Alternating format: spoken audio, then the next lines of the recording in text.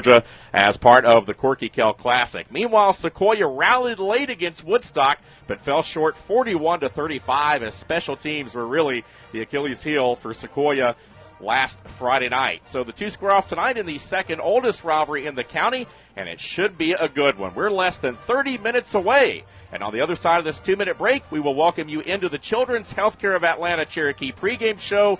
Will the Golden Boy Cooper and Vaughn Touchdown Brown will have it for you in 2 minutes. Stay with us. You're listening to the Cherokee County Game of the Week on North Georgia's 101.1 FM WLJA. Welcome to Perk Up. What can I get you? Can I have a large, skinny, non-fat macchiato with My 15-year-old has the taste buds of a middle-aged woman, but she's no adult. That's why we took her to Children's for her scoliosis. Their pediatric orthopedic program is nationally ranked. Their specialists understand growing bones and how to treat them. My kid ordering an adult-style coffee? Okay. Going to an adult doctor? Not so much. Children's Healthcare of Atlanta Orthopedics. Where you take them matters. Learn more at choa.org/ortho. Game on! Football's back, and we're celebrating at the all-new Sutherland Nissan Cherokee County. Get game-winning offers right now. Drive the best-selling 2020 Nissan Rogue, or check out the redesigned 2020 Sentra. If you try it, you'll buy it. They're that good, fun, and affordable. Catch the savings now before they're gone. Only at the all-new Sutherland Nissan Cherokee County, across from the Holly Springs Walmart. Online at NissanNorthAtlanta.com. Remember, if it doesn't say Sutherland, you paid too much. Hi, I'm Dave Garner. And I'm Janet Mueller. And we're your local Woodman Life representatives. You know, Dave, it must be tough announcing games and still providing financial security through life insurance, retirement, and member benefits. Well, Janet, it's an honor, but it means that I have a great partner when it comes to protecting families from financial hardship. So come see us. Or call us at 706-273-9347. Or 770-894-7898. And find out how Woodman Life can help you leave memories, not expenses. Woodman Life, standing strong for generations. As an athlete, you put it all on the line each and every day. Training, skill, and dedication. It's with these same characteristics that Pinnacle Orthopedics puts it all on the line for you, ensuring that you continue to play the game you love. With 5 locations and 16 physicians and surgeons, Pinnacle Orthopedics is the team physician for Kennesaw State University, as well as for many other schools and teams. Using only the latest technologies, Pinnacle Orthopedics is dedicated to keeping you at the top of your game. Welcome to the Children's Healthcare of Atlanta Cherokee pregame show. I am your host, Will Cooper, joined alongside Vaughn Touchdown Brown for one more time. Vaughn, thanks for being back with us, brother. Great to be here, man. Looking forward to it. Absolutely. Let's get into a few stories here before we get previewing the games, because some games will not be played tonight, and one of those two is a game that is important to Cherokee County. That's Etowah. They were planning to go on the road, and unfortunately that game has been canceled due to 2 positive COVID tests from the Etowah football team. And then another cancellation to our friends up north who may be listening up in LJ. The Gilmer and Fannin game was canceled up there as well due to some positive tests from Fannin County. I know a lot of people were confused about that. Even Coach Saunders tweeting out last night that the game was still on, but it is officially canceled. So Gilmer will be looking to reschedule something on October the 2nd.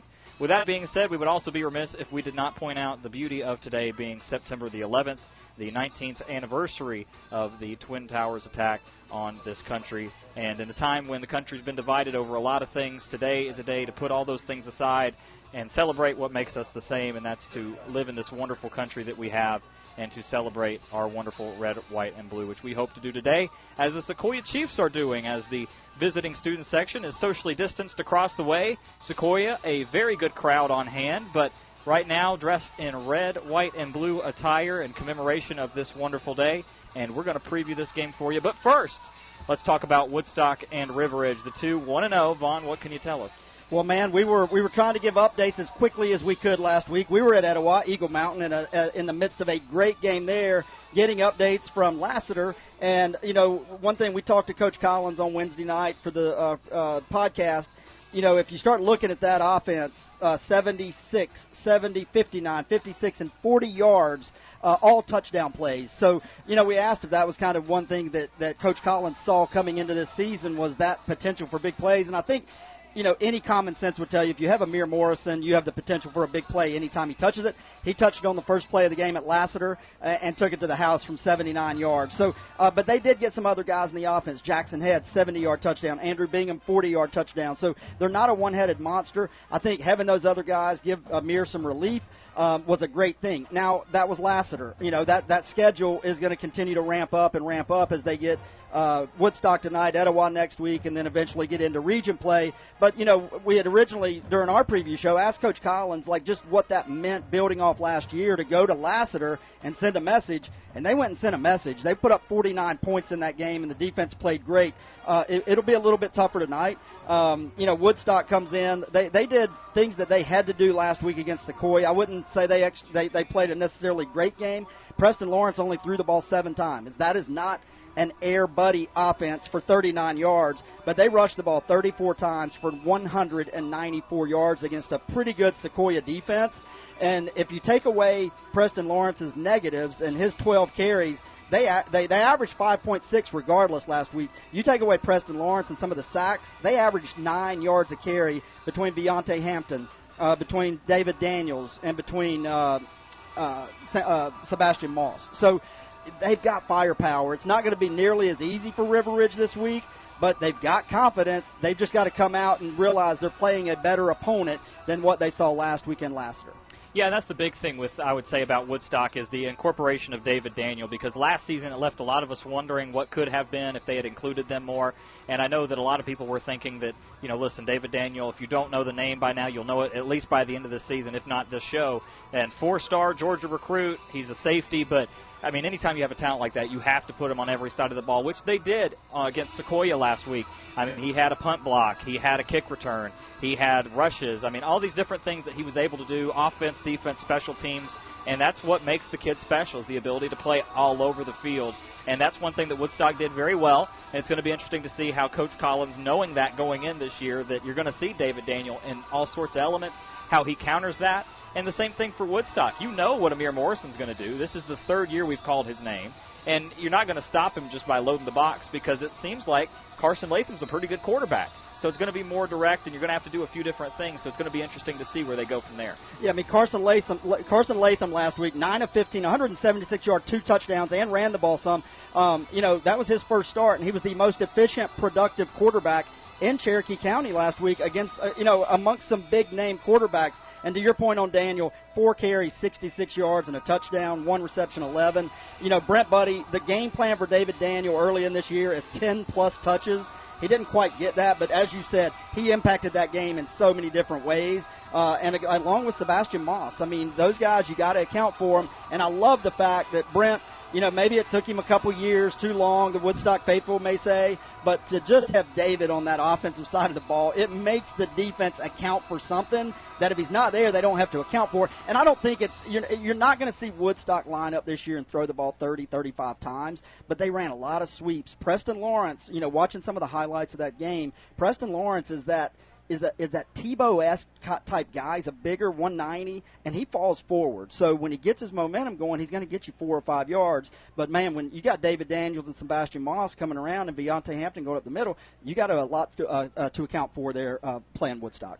And you also have 2 really good coaches going head-to-head. That's something we talk about a lot. And that's, the coaching matchups that you see. And Brent Buddy, he's been at Woodstock for a long time. And then, Coach Collins, very new on the scene at River Ridge, but not new in the scene of Georgia high school football. Been all over the place, had lots of success. Even it was funny to hear on our preseason show, Dave obviously having a really good relationship with Mike, calling him Mikey Mike and all those kind of things, and that's kind of funny. But, I think the big thing is that preparation going into it and how they'll scheme each other, I'm excited to see that one. And I would say that, you predicted in the preseason show that River Ridge will get their first county win, and you wouldn't tell us who, but you got to feel like going into this game there's a pretty good chance that it could be tonight. I'm torn. I've talked to a lot of people this week. You had Patrick O'Shea on one side. You had Turd Ferguson, Art Mosley on the other side. We talked earlier. I think we're a little bit split here. It could be the night. I don't I know I picked them. I think it's going to happen at some point. I don't necessarily think it's going to be tonight, but I've been wrong many, many times, and I'm going to be wrong many more times. I think it's going to be a shootout. I think it's going to be a good game. We'll see how good the defenses are tonight. They were obviously – Woodstock was bend but don't break last week against – they didn't give up a ton of yards to Sequoyah. They just gave up 35 points. Which, that's and put themselves at risk at the end of that game. So we'll see who can get the most stops. I think it's going to be one of those. We're probably going to get a lot of updates, and we're probably going to get those big hitters. The one thing Coach Collins said on Wednesday for the podcast, he said, he does want to see them sustain. Big plays are awesome. At some point, you're going to play a defense where you have to sustain a little bit more and have those longer drives. He hasn't really seen it yet because they've scored on so many big plays. But, hey, I'd rather have that firepower than not. Right you are. And one team that we haven't mentioned that you may have noticed is the Creekview Grizzlies. They had a scheduled week off this week after our game of the week on Friday, a narrow win, the narrowest of margins against Etowah. And, of course, as we mentioned, the Etowah game canceled there. Pickens will be playing as well this evening. And that's good news for them, obviously, with the other cancellations going on around. And as we said here at Tommy Baker Field, we are awaiting the national anthem on this September the 11th. But let's talk a little bit about these Cherokee Warriors and how they're feeling coming into this game, Vaughn. Yeah, I think you've got confidence coming out of Carver. You were banged up a little bit at the end of that game, so I think Coach Shaw's down there just counting his blessings that, he's at full speed tonight pretty much. He's got A.J., he's got Keith, and Keith looked 100% healthy when I walked across the field to get up here. He still looks like a man among boys. Cherokee's got that confidence. What I think I was most impressed with, and I know they gave up yards to Carver. I don't know if that was necessarily, that first team hunkering down. They did give up yards to Carver, but, man, that first half, Carver's inside the 15 3 times, and they don't budge. So I was really impressed, and we talked to Coach Shaw about it. I was really impressed, and he thinks that defense possibly is ahead of where they were a year ago already in this short season. So, I think, and we'll talk about this game more, obviously, but, Sequoyah is going to have to show a little bit of multi-dimension to be able to move the ball effectively against Cherokee. Right, you are. And an important note from Wednesday to now is that we got an update that Josh Rich will be replacing Riley Lyons in the secondary, so an injury there. And the important part about that is that Riley was our player of the game for the first game of the season, as Dave mentioned on the intro.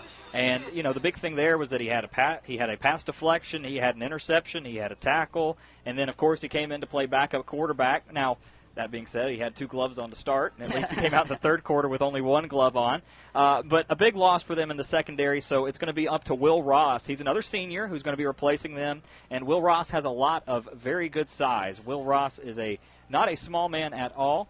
He is listed at, let's see here, he's 6'1", 170 pounds. So I believe I have that backwards. I believe it's Josh Rich who's replacing him. Yes, he's another yes. senior. Yep. So 6'1", 190 pounds. So excuse me on that. One's 31 and one's 21. So Will Ross is the linebacker, and Josh Rich will be replacing him over there on that side of the ball. So it'll be interesting to see if there's any changes on the secondary. But as you mentioned, Sequoyah, a very run-heavy team. It'll be interesting to see if the Cherokee Warriors have to adjust to that. Yeah, they threw the ball 10 times against Woodstock, and obviously they're ground-heavy. That's what that offense is built on. You're going to have to get behind Jaden Mitchell early in the game. If he's not being effective early, it's tough. And they do have Aiden Moore. Aiden Moore had 6 carries last week for 53 yards. He's a big junior that's a load to bring down. Can they find some momentum? Because, again, that Cherokee front four is no joke. Yeah, and that's the other thing about the Sequoyah offensive line, is that when you look at them, they're not exactly small, which particularly was interesting about Creekview is that they're typically a little bit smaller. But looking over the numbers here, if I can ever open the right folder as I had it open the first time, you have, 6'3", 250 pounds, 220 pounds, 250 pounds. Left guard Carson Rowland is a little bit smaller at 185 pounds. And then Braden Miller's about 205. 205. Yep. So some good size on that offensive line for Sequoyah, especially for a wing T team that typically is pretty good at just moving the ball forward. Yeah, exactly. And, the key tonight, and I'm going to talk about it a little bit here when we break this game down 100%, that first down is so key for Sequoyah. If they're second, third, and long, it's going to be a long night for them. I've got, it's one of my keys, and I'll go ahead and give one of them out. I'm going to track their first down plays. They need to be over 3.5 yards a play on average on first down to have a chance in this game. If they're not, it's going to be a long night. It's going to be a long night just because all of a sudden you got to start mixing in the passing game a little earlier than you would like. Right you are. As you can hear, the PA announcer is giving us the cue that they are going to go ahead and present the colors, and we will step away for 2 minutes, and we'll be back. You're listening to the Children's Healthcare of Atlanta pregame show here at Tommy Baker Field. WLJA, 2 minutes, and we'll be back. When you are the official sponsor of the comeback, adding a few feet to a drive matters. First down. So does shaving 1/10 of a second off a lap.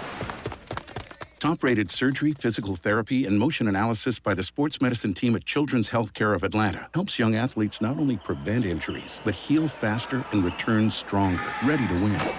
Our more than 25 orthopedic and sports medicine locations are ready to assist your athlete's comeback. To learn more, visit choa.org/sportsmed. At Foundation Financial Insurance and Wealth Management, we believe that your insurance protection and wealth management plan go hand in hand. We start by shopping your insurance with highly rated companies to find you the best combination of price and protection. With that plan in place, we can then work with you to develop a tailored financial plan. Whether you need to save money on insurance or you need a full financial plan, call us at 678-880-9571 or come by 670 East Main Street in Canton for a no-obligation consultation today. Securities and advisory services offered through Packer Land Brokerage Services Incorporated, an unaffiliated entity, member FNIRA and SIPC.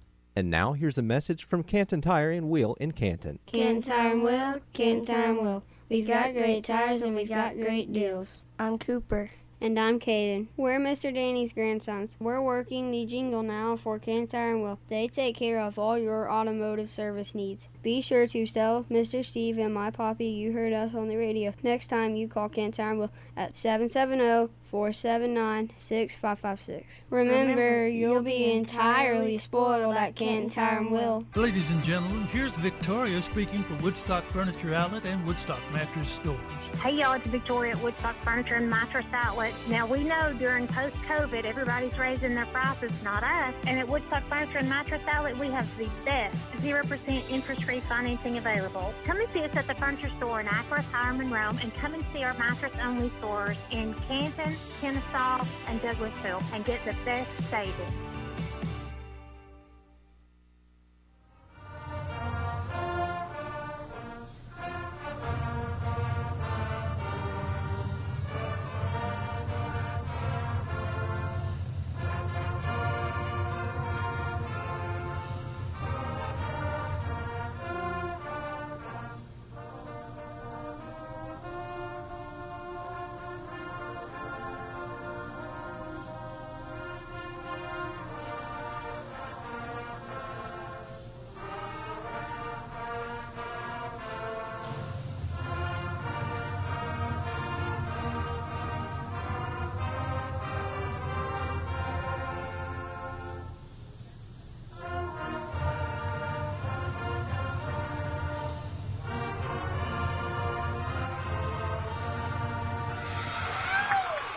The national anthem performed by the Marching Warriors. Excuse me, had to think there for a minute.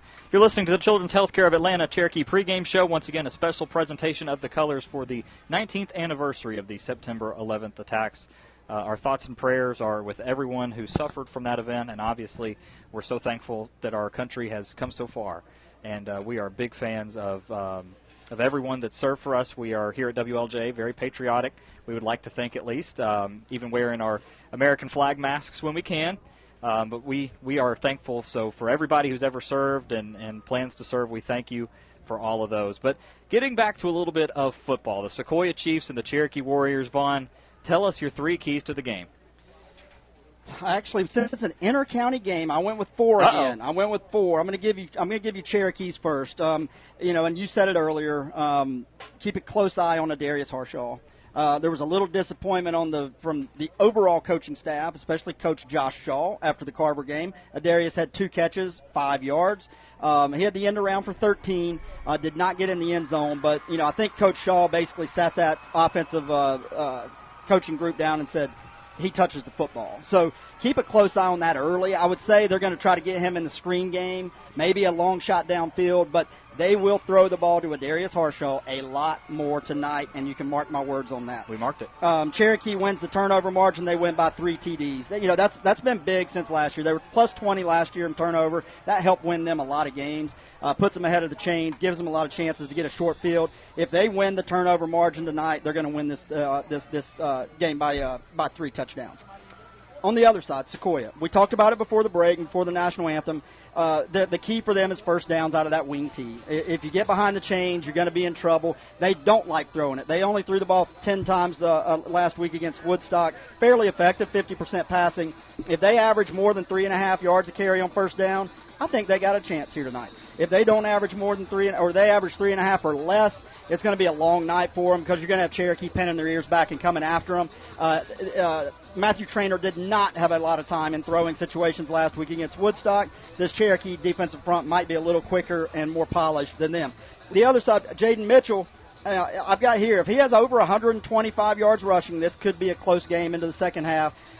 He's got to have a night. If he's shut down early, I just don't know where they have enough firepower. Aiden Moore can break some here and there. Aiden Moore can get chunks of plays. I think Jaden Mitchell has to have a big night tonight to keep Sequoyah in the game. In the end, I don't know if it's going to be enough, though. Yeah, and as you look around at the kind of the history of this, Josh Shaw, 9th season, 38-49. He won that game, so he was 37-49 coming into the game. But the big news is when you look at him head-to-head, Teeter is 2-4 against Shaw, so Shaw has the advantage in this one overall. And in the whole history of the rivalry, this will be the 25th edition of this rivalry. Sequoyah leads 14-10, but they haven't won recently. As recently as 2017 is the last time they won. And when you look back at that year, more like 2019, it was a close game, but it was before Cherokee really found their offensive stride. That was in August 31st. It was the last day of August this time last year. So we're right on schedule when we would be there last time, given the timing. But they won 21-0. So, it's going to be interesting to see how that plays out today. As you talk about records, I've got another fun fact for you. So in the last 5 meetings, Cherokee is 3-2. Not a big difference there. But points in those 5 meetings, 76-76. The ironic thing, no game closer than 14 points. So what is telling us over the last five meetings between these teams? It's decided by 2 touchdowns or more. Will we see a closer game tonight? I hope so. We're here. We paid our admission. We want to see a close game, but history, the last 5 meetings, is telling us it's one way or another, it's going to be more than 2 touchdowns. Well, thank you for paying the admission for us, Vaughn. We're about 7 minutes away from kickoff, so let's get into the nitty-gritty details of what you want to see. The Sequoyah Chiefs will be featuring a duo of quarterbacks. Tell us a little bit about what you think moving into that, as obviously we saw Traynor last week. Yeah, I think Traynor managed a good game last week. I mean, you put up 35 points. It's against Woodstock, a 7A team that's a solid football team and a solid defense. Is that production enough to move him aside for Gillette or not? So it'll be interesting to see if Teeter just fully trusts Traynor to go back out here and handle the reins and run this offense. At some point, I think you do have to settle on it. It sounded like Brent Buddy settled on his guy, Preston Lawrence, last week. But will we see a 2-headed monster, or does he have just enough faith in Matthew Traynor? Now, the other side, if they're stalling, if they're not moving the football, if they're not getting in the end zone, maybe he does look and see what Connor Gillette can bring to the table. But again, Aiden Moore is going to have to take a little bit of that pressure in the run game off of Jaden Mitchell early, I do believe. And then you got Jack Pizork that had 10 carries for 20 yards. So, 10 carries, that's heavy, and that's a lot of carries, but you got to have more yardage production than 20 yards out of that. Right, and Jack, he's a little bit more of a bruiser type, 5'8", 175 pounds, but they used him in the really kind of red zone situations. As you mentioned, 10 carries, only 20 yards, but he did pound in a touchdown for the Chiefs. So he's kind of your bruiser, maybe even your red zone or goal line specialty player there. Rounding out the rest of that, as you mentioned, Jaden Mitchell had 15 carries, 100 yards, 2 touchdowns, so a big game for him. And then Aiden Moore is the other side of that slot back with 6 carries and 53 yards will complete the backfield for them. Some names you won't hear called that often. Wide receiver, the starting is listed as Joa Haney, and the tight end, sophomore Ty Moores. Both of those guys, listen, like we said, the passing game is not a huge part of the wing tee offense, so we're going to go ahead and say their names here so you're familiar with them, but it's really going to be relying on the trenches and those guys in the backfield to make people miss if they get out in open space. Yeah, but if you hear those names, maybe that's a good thing. And, and if Cherokee wants to load up and commit to taking Aiden Moore and Pizork out of the game and Jaden Mitchell out of the game, then you may hear those names tonight. Probably not consistently. I don't think they're going to throw the ball 15, 20 times, but they're going to have to, timing-wise, get those third and shorts, those second and shorts, maybe even throw it on first down a couple times because this Cherokee defense is formidable. Absolutely, and that's the thing is that we were talking about last year and how good this Cherokee defense was, and you even got a chance to talk to Coach Shaw, and he might have even told you that he feels like this is an even better defense. Potentially. He thinks they're ahead of where they were last year. Now, you don't have there's some guys that you would love to have back that are playing college football right now, but Patrick Dolan being one of them. The one thing I did notice in that Carver game, I thought if the ball was in the air that long last year, Cherokee was going to get in it, hence the plus 20 turnover margin. Right. I felt like the ball was in the air a lot of times for a long time last week against Carver, and it found the ground. Last year, I think that's going the other way. But, again, that's a comfort level, and Carver had some athletes out there that you had to account for and keep up with. But no, I do think the defense, that was our main question coming in. Can they pick up where they left off last year? And it looked like it to us in that first half. And one of the big parts of that defense is Brayson Parker. 10 tackles, so he's kind of on pace to where he was. He ended up with 168 last season, so real close to where he was last season. He had the goal of 200, so he's going to have to pick up the pace just a little bit if he wants to get there. He's going to get a chance tonight. Right, especially against this run-heavy Sequoyah team. And the thing about a wing T team is that their goal is to control the plays in the time of possession. So don't be surprised if when you look at the box score of this game, if Sequoyah ends up with 50, 40, 60 plays, and you're looking at Cherokee and they only have 20 or 30, that's pretty normal. That doesn't mean it's a lopsided game because it's a game of inches for a wing T team. Yeah, Sequoyah did a brilliant job of it last year up at Dalton until it kind of crumbled. But, they want to receive the kickoff or get the ball, and they want a 7-minute drive.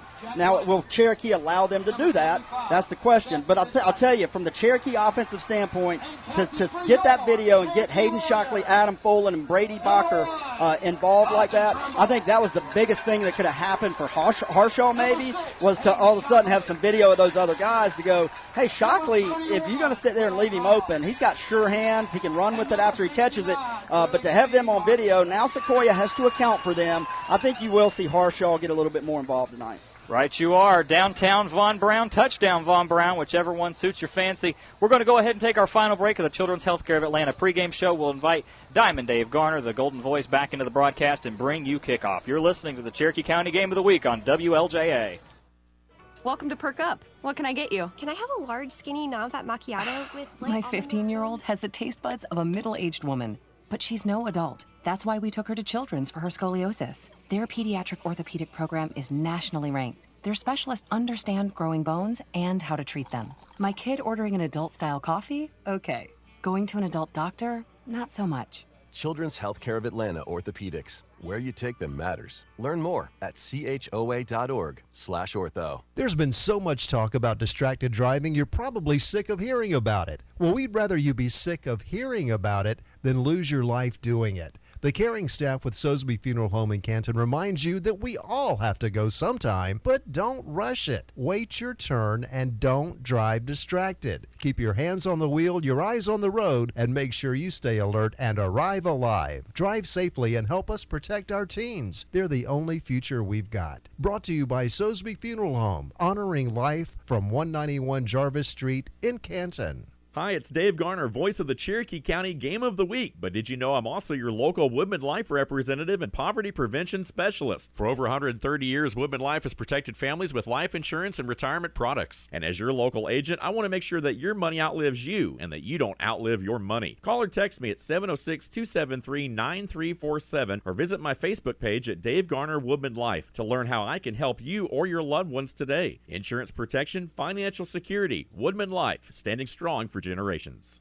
The #1 magazine to read is Enjoy Cherokee. This beautiful full-color seasonal publication keeps you in the know with articles about interesting people, fun events, hot restaurants, and cool ideas. Enjoy Cherokee is for busy people who enjoy a lifestyle magazine worth reading and keeping. You'll find Enjoy Cherokee available at most high-traffic locations and mailed free to homes throughout Cherokee County. Join the thousands who don't miss a single issue. Follow us on Facebook and find issues on enjoycherokee.com. Ask for a free publication and enjoy. And we welcome you back live to Tommy Baker Field in Canton as the Cherokee Warriors host the Sequoyah Chiefs tonight as part of our Cherokee County Game of the Week. Dave Garner with you alongside the Golden Boy, Will Cooper, and Ronnie Cooper in the booth with us here tonight, along with Von Braun. Touchdown, Brandon. We joked around now. He was second, maybe third down. By the time of the game ended on Friday, it was kind of funny. He came out really strong with the predictions in this game. And then kind of slowed down a little bit on Friday, but we won't hold that against him. We've got a cast of others as well. We've got Katie with us tonight working some social media. Yep. So we've got a lot of folks here in the booth tonight. We'll talk about them a little bit more, but Again, we're getting ready to kick things off here tonight as we welcome you on board to our Cherokee County Game of the Week. As Will mentioned earlier, a couple of games canceled tonight, so we're thankful to be getting this ball game in. Etowah scheduled to be on the road at Forsyth Central. That's the second canceled ball game of the young season for Forsyth Central. So you got to feel bad for those guys. And also the big fan at Gilmer, the anticipated Highway 515 matchup there also canceled as well due to some positive COVID results. But we're good to go here at Tommy Baker Field as the sun sets right in our face across the field. But again, we are ready to rock and roll here. Sequoyah won the toss but deferred to the second half, so they will kick it off. And the outstanding kicker, Steven Zarita, will handle all the kicking duties tonight for Sequoyah, and he's good from 50+, and half of his kicks have been in the end zone for touchbacks as well. He puts his foot into it, and we are underway. Harshaw 5 yards deep in the end zone on the far side, and this ball will come out to the 20-yard line. We talked about this being the 25th meeting all-time between the Chiefs and the Warriors. Sequoyah with a slight advantage. Last year, Cherokee won this ball game 14-0 as they host again this year. And something interesting about this matchup is that the longest streak was 7, won by Sequoyah from 92 to 98. But since then, no team has had the upper hand in this series more than 3 years in a row. It truly has been a back-and-forth series, and it's been a fun one to watch. Absolutely it has. Even in the times that we've done it since 2017, been a lot of close games and a lot of good games. We're excited to see how this one pans out with two really talented inter-county teams going head-to-head. So the Cherokee Warriors from their 20-yard line to start this ball game. Again, A.J. Swan, who came back from an injury last week, will hand it to Keith Adams Jr., who has his first rush of the night. He'll take it over the right side off tackle, and he will have about 3 or 4 yards there after being gang tackled by a host of Sequoyah Chiefs. Again, Cherokee in the home reds tonight with the black helmets and the black pants. Sequoyah with the Michigan Wolverine-style helmet as always, with the white jersey and the white pants here tonight to paint the picture as these teams move left to right here. Again, Cherokee with a 2nd down and 6 after a gain of 4 by Keith Adams Jr., who went for a $156 last week and a touchdown. And out of the gun right here, Swan looking to throw his first pass of the night. Rolls to his right, fires, has a man complete up at the 39. Brady Botcherer with a sliding grab over by the Warrior sideline right in front of us right here, and it was just a matter of sprinting Swan into space. Yeah, we got a quick score update for you in the River Ridge Woodstock game. Promised fireworks there was. Amir Morrison, 70-yard touchdown scamper to get that one kicked off. Everybody look out. Well, that's how they started last week in that game against Lassiter. Amir Morrison with a 70-plus yard run, and he's going to get some offers. We're going to see those guys next week. 1st down and 10 for the Warriors as they move the chains for the first time tonight. Quick pass right here. Swan to his left. Finds a man out in the flat, complete for a 5-yard gain. And they will actually give him 6 yards up to the 46. A nice reception there for the Warriors. That looked like number 12, Adarius Harshaw. And, you guys talked about that, Vaughn, in the pregame. They've got to find a way to get the ball in the hands of number 12 tonight. Yeah, they really do. And it's a good tackle out there by Jaden Mitchell and Ben Bedsole, the two seniors out there in the secondary coming up big. 2nd down and 4 after a gain of 6. Swan looking to go to the air again. Long to Harshaw. He's open at the 20. Makes the grab, and he'll walk it in. He beat the corner, Benjamin Bedsole, the senior, and it was just a deep post pattern. And Swan laid it right in the breadbasket to Adarius Harshaw. So after just a touch or two last week in the Corky Kell against Carver, pedestrian numbers tonight, Harshaw with 2 grabs. Already a touchdown here tonight, and just like that, a minute and a half gone here in the opening quarter, and the Warriors flirting with a 7-0 lead. Yeah, big play ability right there, and Adarius Harshaw just beat the coverage from Ben Bedsole, senior 5'11", 165. Joel Stahl with the extra point, and he splits the uprights, and just like that, it is 7-0 on the Sutherland Nissan scoreboard here, as we have played less than 90 seconds in this matchup here tonight. And, Will, I tell you what, we'll keep the action right here for you. Fast start for the Cherokee Warriors. We know last week against Carver, a little bit slow out of the gate against a talented Carver team, but they wasted no time here tonight. No, you're right. And the thing is that for Sequoyah, they're going to have to figure out a way to pressure A.J. Swan. He's just too talented and too comfortable at this point to allow him to sit back there and not allow him to you can't let him read the field, because that's what he's going to do, and the receivers are too good.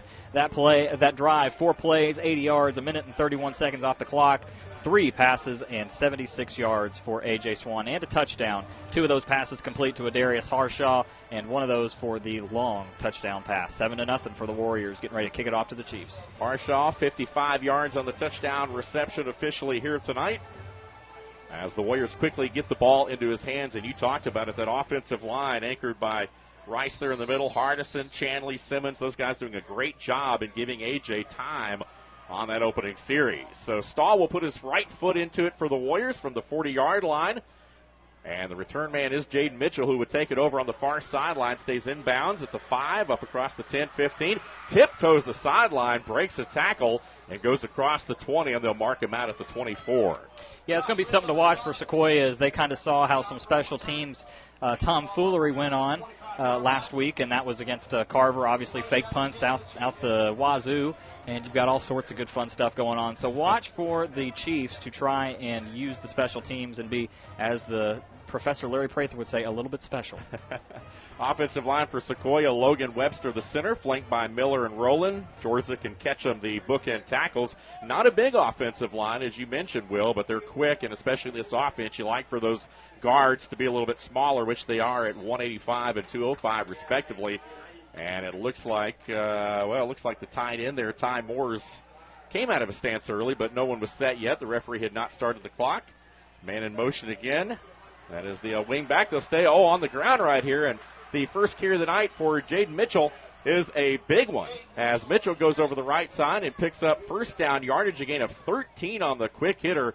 And after a 100-yard wait, we got a pair of 100-yard rushers from last week in this ball game here tonight. Yeah, 2 of the top 3, the other one being Amir Morrison, but he's in a league of his own right now. But the other 2 we're seeing right here, and that's Keith Adams Jr. and Jaden Mitchell. Hayden Moore, also a guy that's going to have to take a little bit of pressure off tonight. As Vaughn said, Cherokee jumps across there. Yeah, so that was number 52 for the Warriors, coming off a little bit early. The opposite side of Toby Thompson, we'll talk about him a lot, Jared Sperling, senior, 5'11", 185 pounds, 3 tackles last season.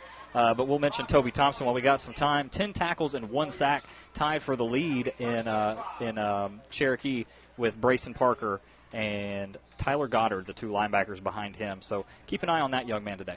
Looking forward to seeing and talking a lot about Toby Thompson, which I know you'll get to here in a little bit. What a game he had last week, standing out defensively for this Cherokee Warrior team. So 1st and 5 after the free 5. The Warriors nearly jump across again, and this time trying to spread the field, and they've got some room to the outside, near sideline. That's Jack Pyscores, who we talked about as well. These wingbacks move really well in this offense, and as you know, in the wing tee, those guys get running downhill quickly, and that time Cherokee unable to set the edge deep. A big gain all the way down to the Warrior 40. Yeah, Sequoyah got away with a block in the back on the outside there, but don't worry about that. If they don't see it, it doesn't count. And you're right, Jack Pyscores, as you mentioned, he had 10 carries, but only 20 yards. And he was kind of a special teams and almost your red zone guy. So interesting to see him get it out in space, but he's pretty quick. Under center again, that is Matthew Trainer. Pass. We might see both those guys here tonight. They'll swing it out. Watch out, some running room far sideline. Aiden Moore, the junior slot back, went out of the backfield that time and caught a pass. And, in an offense like this, you have a lot of misdirection. It looks like a lot of the same plays. But if you're the secondary, especially with guys like Lyons out of the lineup tonight, you can't fall asleep. Yeah, no, you're right. I think that's the big thing. And, that's the thing with the passing game is that you don't expect it on first down and you lull them to sleep. And then when you tell your corners to stay home, they're not so focused on defending the pass. And that's what happened right there. So a good job, a good play call by the Sequoyah Chiefs offense. Matthew Trainer, again, number 11. Took the snaps last week against Woodstock. He's under center this time. And this time they're going to hand it around the outside. Again, that is Moore with the carry. Picks up a couple of honest yards. About 3 or 4 over the right side, just inside the 20-yard line. So Sequoyah on the move after a quick Cherokee strike. Warriors lead at 7-0, and we're only a few minutes in, and now the Chiefs are threatening. Yeah, so this is what you want. If you're a Sequoyah fan, this is what you want to see. You want to see a long, methodical drive, a few big plays here and there, but that 2nd and 7, you're really comfortable with that play. Also, big credit to Brayson Parker running all the way around the offensive line to make that tackle from behind. Ty Moore's the tight end to the left side of the formation. They'll bring Moore back across, and this time bootleg, going to throw it in the flat. They've got a man open. That's Mitchell. 10-5, pylon, touchdown. He got in there. Wow, a little bootleg pass. They faked the motion to the right side of the formation. Came back to the left. Matthew Trainer throwing across his body. was able to hit Jaden Mitchell out of the backfield, and just like that, the Chiefs answer with a 19-yard touchdown pass at the 8:51 mark of the opening quarter, and we're a PAT away from a tie ball game. Holy cow, 2 passes for Sequoyah, both of them complete, and 2 big gains from the pass. Watch out for the Sequoyah team. Who would have thought we jumped out to 2 scores with less than just under 9 minutes? And Zarita will add the PAT, and indeed we do have a tie ball game. We'll take a 1-minute break, 7-7 all on the Sutherland Nissan scoreboard, 8:51 to play. You're listening to the Cherokee County Game of the Week on North Georgia's 101.1 FM WLJA. As an athlete, you put it all on the line each and every day. Training, skill, and dedication. It's with these same characteristics that Pinnacle Orthopedics puts it all on the line for you, ensuring that you continue to play the game you love. With 5 locations and 16 physicians and surgeons, Pinnacle Orthopedics is the team physician for Kennesaw State University, as well as for many other schools and teams. Using only the latest technologies, Pinnacle Orthopedics is dedicated to keeping you at the top of your game. Ladies and gentlemen, here's Victoria speaking for Woodstock Furniture Outlet and Woodstock Mattress Stores. Hey y'all, it's Victoria at Woodstock Furniture and Mattress Outlet. Now we know during post-COVID everybody's raising their prices, not us. And at Woodstock Furniture and Mattress Outlet we have the best 0% interest-free financing available. Come and see us at the furniture store in Akron, Hiram, Rome, and come and see our mattress-only stores in Canton, Kennesaw, and Douglasville and get the best savings. Back here at Tommy Baker Field in Canton, Georgia, Dave Garner alongside the Golden Boy, Will Cooper. Ronnie Cooper in the booth with us here tonight. Your brother's with us as well. Connor Cooper in the booth. What up, bud?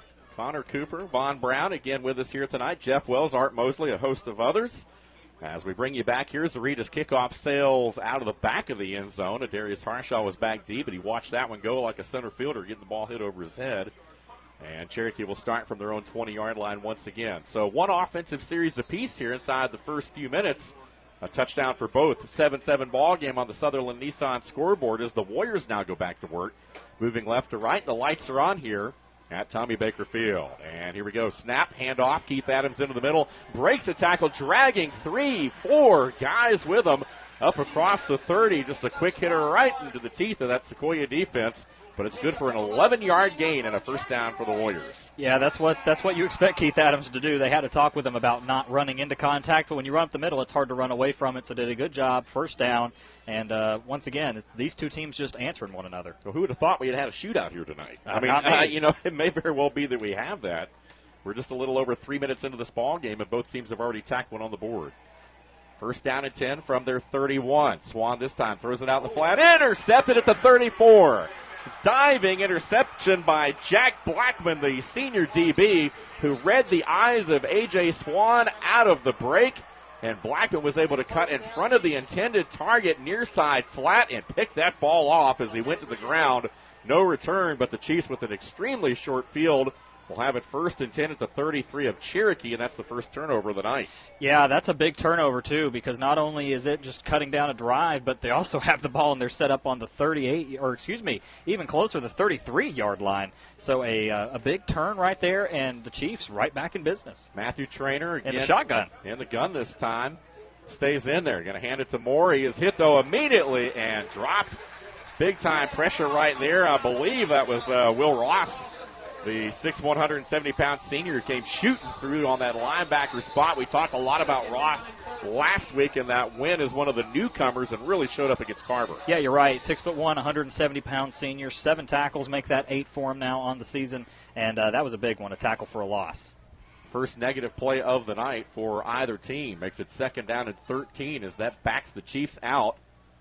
Back across the 35 of Cherokee. Once again, Traynor out of the gun. This time, Pie Scorers will be in motion. They'll hand it to him back into the middle of the formation. And he picks up a couple of those lost yardage back, but still going to be third down and long right here in the first third and long situation. As Vaughn mentioned, Will, if you're Sequoiah's offense and a wing tee, this is the situation you don't want to be in. Yeah, exactly. Third and long, but here's the thing. As you mentioned, the kicker, Steven Zarita, is an amazing kicker. You don't want to have to settle for a field goal, but don't throw into an interception here and don't force anything. Pick up a few yards if you can, get it where he likes it, and take this lead. Steven Zarita for Sequoyah and Joel Stahl for Cherokee, both perfect last week. 5 of 5 on PATs, and also perfect in field goals. 3rd down and 13. And Trainer looking to throw. Under pressure, gets rid of it quickly in the flat. Has Mitchell. Flag comes down as Mitchell goes out of bounds, but well shy of the first down. In fact, he got just beyond the original line of scrimmage and maybe a couple down to the 30. He's going to need about 6 or 7 yards, but that penalty going to be on Sequoyah. It'll be interesting to see if Cherokee declines it or if they take the penalty, considering, as you said, Zarita's leg, he's good from 50-plus. Yeah, they'll accept it is what I think they should do. And the hold was on Carson Rowland out there, and he was matched up against Toby Thompson. Not really a fair fight there, as we talked about, 6'3", 235 versus 5'9", 185. And, yeah, I mean, if I'm Coach Shaw here, I accept this penalty, push him back. Sequoyah I know they've completed 3 passes that they've tried, but that's not what they're trying to do, and that's not the goal of this offense. So I would push them back and make them close, at least, to opposite territory. Talk about Toby Thompson. You know, the game that he had last week, the sack, the double-digit tackles, the forced fumble. I mean, this kid is really going to be one of those guys I think that Coach Shaw is going to really ask to step up along that defensive front. Well, look, I mean, this is the thing that we talk about with the Warriors is that they're all juniors. That's the frustrating part, is that if you're a fan of anybody else, you look around, Keegan Baker, Chase Goddard, Anthony Sisk, Tanner Dollyhide, and Toby Thompson, those guys are all coming back. And that's you don't normally get a team like that that's just rotating, and we're not even talking about the offense. So that was a big penalty, pushes Sequoyah all the way back a yard into their own territory. They need the 23 of Cherokee for a first down. They're at their 49. Trainer trying to set up a middle screen. They get it to Mitchell, but he is hit, bounces off of contact, stays on his feet, will wrestle his way inside the Warrior 45. Will be drugged down at the 44 to be 4th down and about 21 right here. And with that penalty, smart move, because I think this is probably outside of Zarita field goal range. This would be about a 60-yarder. So I think with that penalty, they're going to be forced to punt. Yeah, and Zarita's going to go back for the punt here, and that's exactly right. I mean, you don't want if you're Sequoyah, you're trying to get any points you can on the board, and if you're Cherokee, you want to take all the points out of the way so that turnover from A.J. Swan ends up being null and void as long as this punt doesn't go wrong.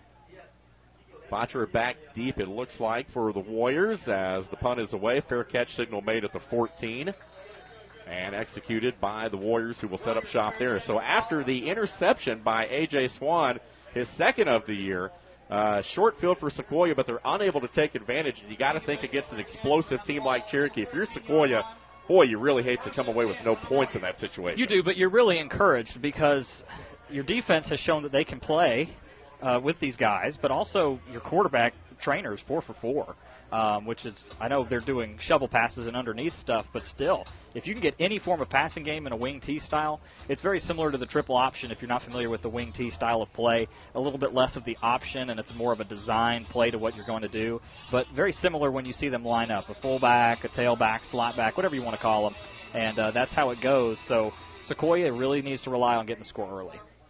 So Cherokee from their 14 trips to the near side. Now they'll bring a man in motion. Again, that's Harshaw, who will come over and make it twins to both sides. Swan gets the ball out of his hands quickly, and that's Shockley with the reception up at the 20. The quick strike there. Shockley able to pick up a couple of extra yards up to the 22, so a gain of 6 yards on first down.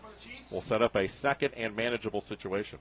Yeah, a good quick pitch and catch by Shockley and A.J. Swan there. It was just a quick little out route, gain about 8 yards. Or excuse me, the play was designed for 8 yards. He carried it up just a touch more. And, I think the big thing for Cherokee is that you got to get the confidence of A.J. up, especially after the injury last week. Didn't have a great game in the second half, but that's maybe because of the injury as well. Second and a long 3. Adams on the ground, tiptoes his way through the middle of that Sequoyah defense, and he will have the first down. He needed about 3, picked up 3.5, 4 yards up to the 25. And that'll move the sticks as we go inside 6 minutes here in the opening quarter. Still 7-7 on the Sutherland Nissan scoreboard. Cherokee and Sequoyah, the 25th meeting all time between these two, all knotted up here early. It is so difficult to stop Keith Adams from gaining just a few yards every time. The guy falls forward. He's 5'9", 200 pounds packed into a little frame, and he runs like it. And he runs towards contact, very similar to Michael Turner, the bowling ball. I remember him. Here's Adams again. This time starts in the middle, breaks it outside, stays on his feet, breaks the tackle, 35-yard line, a gain of 8 or 9 on first down, and the Warriors doing what they do, methodically moving the football. Again, A.J. Swan last week, 7 of 12, 156 yards through the air. Touchdown interception, had that 67-yarder, though, to Adam Fullen that kind of put the ball game away. And trying to get off to a fast start here tonight. He already has a touchdown pass to Adarius Harshaw. Yeah, and this is kind of interesting dynamic because Sequoyah is 4 for 4 in passing, and Cherokee's running the ball right now. So kind of the opposite of what we expected to see, but nonetheless, an entertaining game. Harshaw in motion, but they will keep it on the ground. Adams makes one man miss, two men miss, spins off of another tackler. He's so hard to bring down, especially on first contact. And Adams will have about 6 more yards up across the 40 as the Warriors continue to move the football, still on their 41, but a first down run. Yeah, Seth Fitzpatrick there made the tackle, 6'2", 270 defensive tackle for this Sequoyah Chiefs defense. Did a good job. He actually got bounced off of Keith Adams and then a good job holding on to his leg and coming back and making the tackle with a little extra help from Aiden Moore. 378 yards of total offense last week for Cherokee against Carver. Here's Swan. This time he'll keep it on the ground. Once again, that's Adams. This time they're only 2 yards. Nice job there defensively by the Chiefs. Look like maybe number 23 there, Carson Cody, the senior, is one of the guys there that bunched up the middle. They got some size up front. I mean, you look at big Seth Fitzpatrick, the senior defensive tackle there. He's definitely a guy that stands out among the pack there. They've got some size and some speed off the edge. Avery Bourne, junior, 6'3", 195, 3 tackles, 1 sack on against Woodstock last week. Very interested to see how he plays. Kind of an Isaac Hubert-type talent. And this time they fake the handoff into the middle. Big hit there, incomplete, flag down back at the 37. And I'm not sure what happened. I'm not sure if that's a Warrior hold or if somebody maybe took a shot on Swan. It looks like it will be a face mask. Personal foul on Cherokee. So one of the Warrior blockers got a hand up in the face of one of the Chiefs coming off the edge there as that flag was thrown by the referee behind the play there. And so the incompletion, which would have been good for a 10-yard gain had he made the grab and a first down, but as it is, the 2nd and 8 will become 2nd and really long. I'm not sure he would have made the grab anyway. Jack Blackman, 5'11", 185-pound senior, was out there like a headhunter. Hit him, the perfect tackle, just extremely brutal. And, man, I don't know if I would have been able to hold on to that football. So it did fall incomplete to the turf, but don't worry. Botcher still took the brunt of that punishment. Yeah, so to set up a 2nd and long here. You know, we've talked, Will, a lot about the Cherokee offense here in the early going. How about the Sequoyah defense? They only allowed 31 yards passing last week. Now, Woodstock only had 5 attempts, but still, this secondary, they cover a lot of ground. Linebackers fly around sideline to sideline. Up front, very physical. 41 points last week against Woodstock, but 2 or 3 of those scores came off of special teams and quirky plays. I think this defense is certainly better than the numbers are showing. Well, their secondary, all seniors, 5'8", 5'10", 5'11", 5'11". That's a pretty good size secondary, especially for local high school football. So really excited to see how they play. And the linebackers aren't too shabby either. These corners will play up on you for sure there. Benjamin Bedsole will back off a little bit, respecting there, trying to set up a middle screen. They've got it. Botcher will watch out into the middle, picks up a lot of that penalty yardage back. It was 2nd and about 23, and as it is, it'll be 3rd and about 15, 14 right here. So they pick up about 10 yards there on a little tunnel screen there to Botcher, but still got a long way to go right here. Yeah, Kemar Plummer there missed the tackle. If he would have been able to make the tackle, would have been a gain of about 1. Senior, 5'7", 200 pounds, 5 tackles last season, but just too much talent in open space, and that's okay. Sequoyah came up, rallied to the ball, made the tackle, tell them exactly what to do. Now put your heels on the first down marker and don't let them get anything past you. Once again, no tight end, twins left and right, ball right in the middle of the field at the 37. Swan 4 yards deep out of the gun with Adams to his right. He'll stay in and block this time, and now that one going to be blown dead. A flag is dropped by the referee here tonight. We had a false start. Someone flinched up on that Warrior offensive line, so back him up. Right tackle Derek Battle, number 73, senior. First penalty on him for the season. But yeah, when AJ does kind of that prototypical what you see where he claps his hands to begin with or fakes the clap and then surveys to see if the corner's adjusted or if anybody changed the blitzing scheme and then claps his hands originally. And on that first one, man, it was Derek Battle just flinching just slightly. Good eye by the line judge to catch that.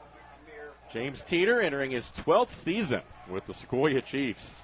Last year 5-5, just missed the playoffs, but they made it 6 out of the 8 years. Over the last 8 years. Long pass down the sideline. Harshaw there, but that one will draw a flag as there was contact made. I'm not sure he would have caught that ball anyway, but Benjamin Bedsole got a little bit of contact right there on Harshaw, who's been a hard man to tonight, and he pushed him out of bounds, and so the penalty marker there, and that will give Cherokee Well, it won't give them an automatic first down. That's not an automatic first down in high school football. And so it's still going to be third down right here, it looks like, but it'll be third down and about 5. Yeah, that's about right. Quick update on the River Ridge Woodstock. River Ridge up 14-0. Amir Morrison, again, you might have heard that story before. Wow. Well, what I mean, who could have predicted such? MVP. I mean, I'm telling you right now. I'm amazed that D1 hasn't started calling yet. Well, I mean, I know he's a little bit undersized, and we'll talk about him on the Foundation Financial Halftime Show. But we're looking at Keith Adams tonight. Not to take anything away from that young man, but if there's somebody that I would have to, we always talk about the fantasy football scenario. If you had to give me one person to put in my backfield, it'd be real hard not to take Amir with the talent and the experience he's got at this point. 3-year starter. An offensive line has also been playing very well at River Ridge, too, opening up some big holes for him, that is for sure. So third down and 4 after the penalty, and they're going to give it to Adams. They're just going to keep it on the ground right here, but Sequoyah having none of it. Defense turns them away. No gain, a stalemate, and that's not very often you see that when number 3 gets the football for the Cherokee Warriors. But again, into the middle of the field there, and the Chiefs, nice job. They're stacking it up, will force the fourth down, and so after all that, the Warriors will punt it away. Yeah, Jonah Haney did a good job keeping in there. A little bit of driving after the play as well. So really impressed with the Sequoyah defense, pinning their ears back. And also, I didn't get to address it, but the pass interference call, it was a pass interference, but it's unfortunate for Ben Bedsole because he put his hands up to play the ball and just kind of fell into a Darius Harshaw who was turning around to catch the ball. It is a pass interference, but it's one of those, as a cornerback coach, you can't really fault your cornerback because he was playing the ball.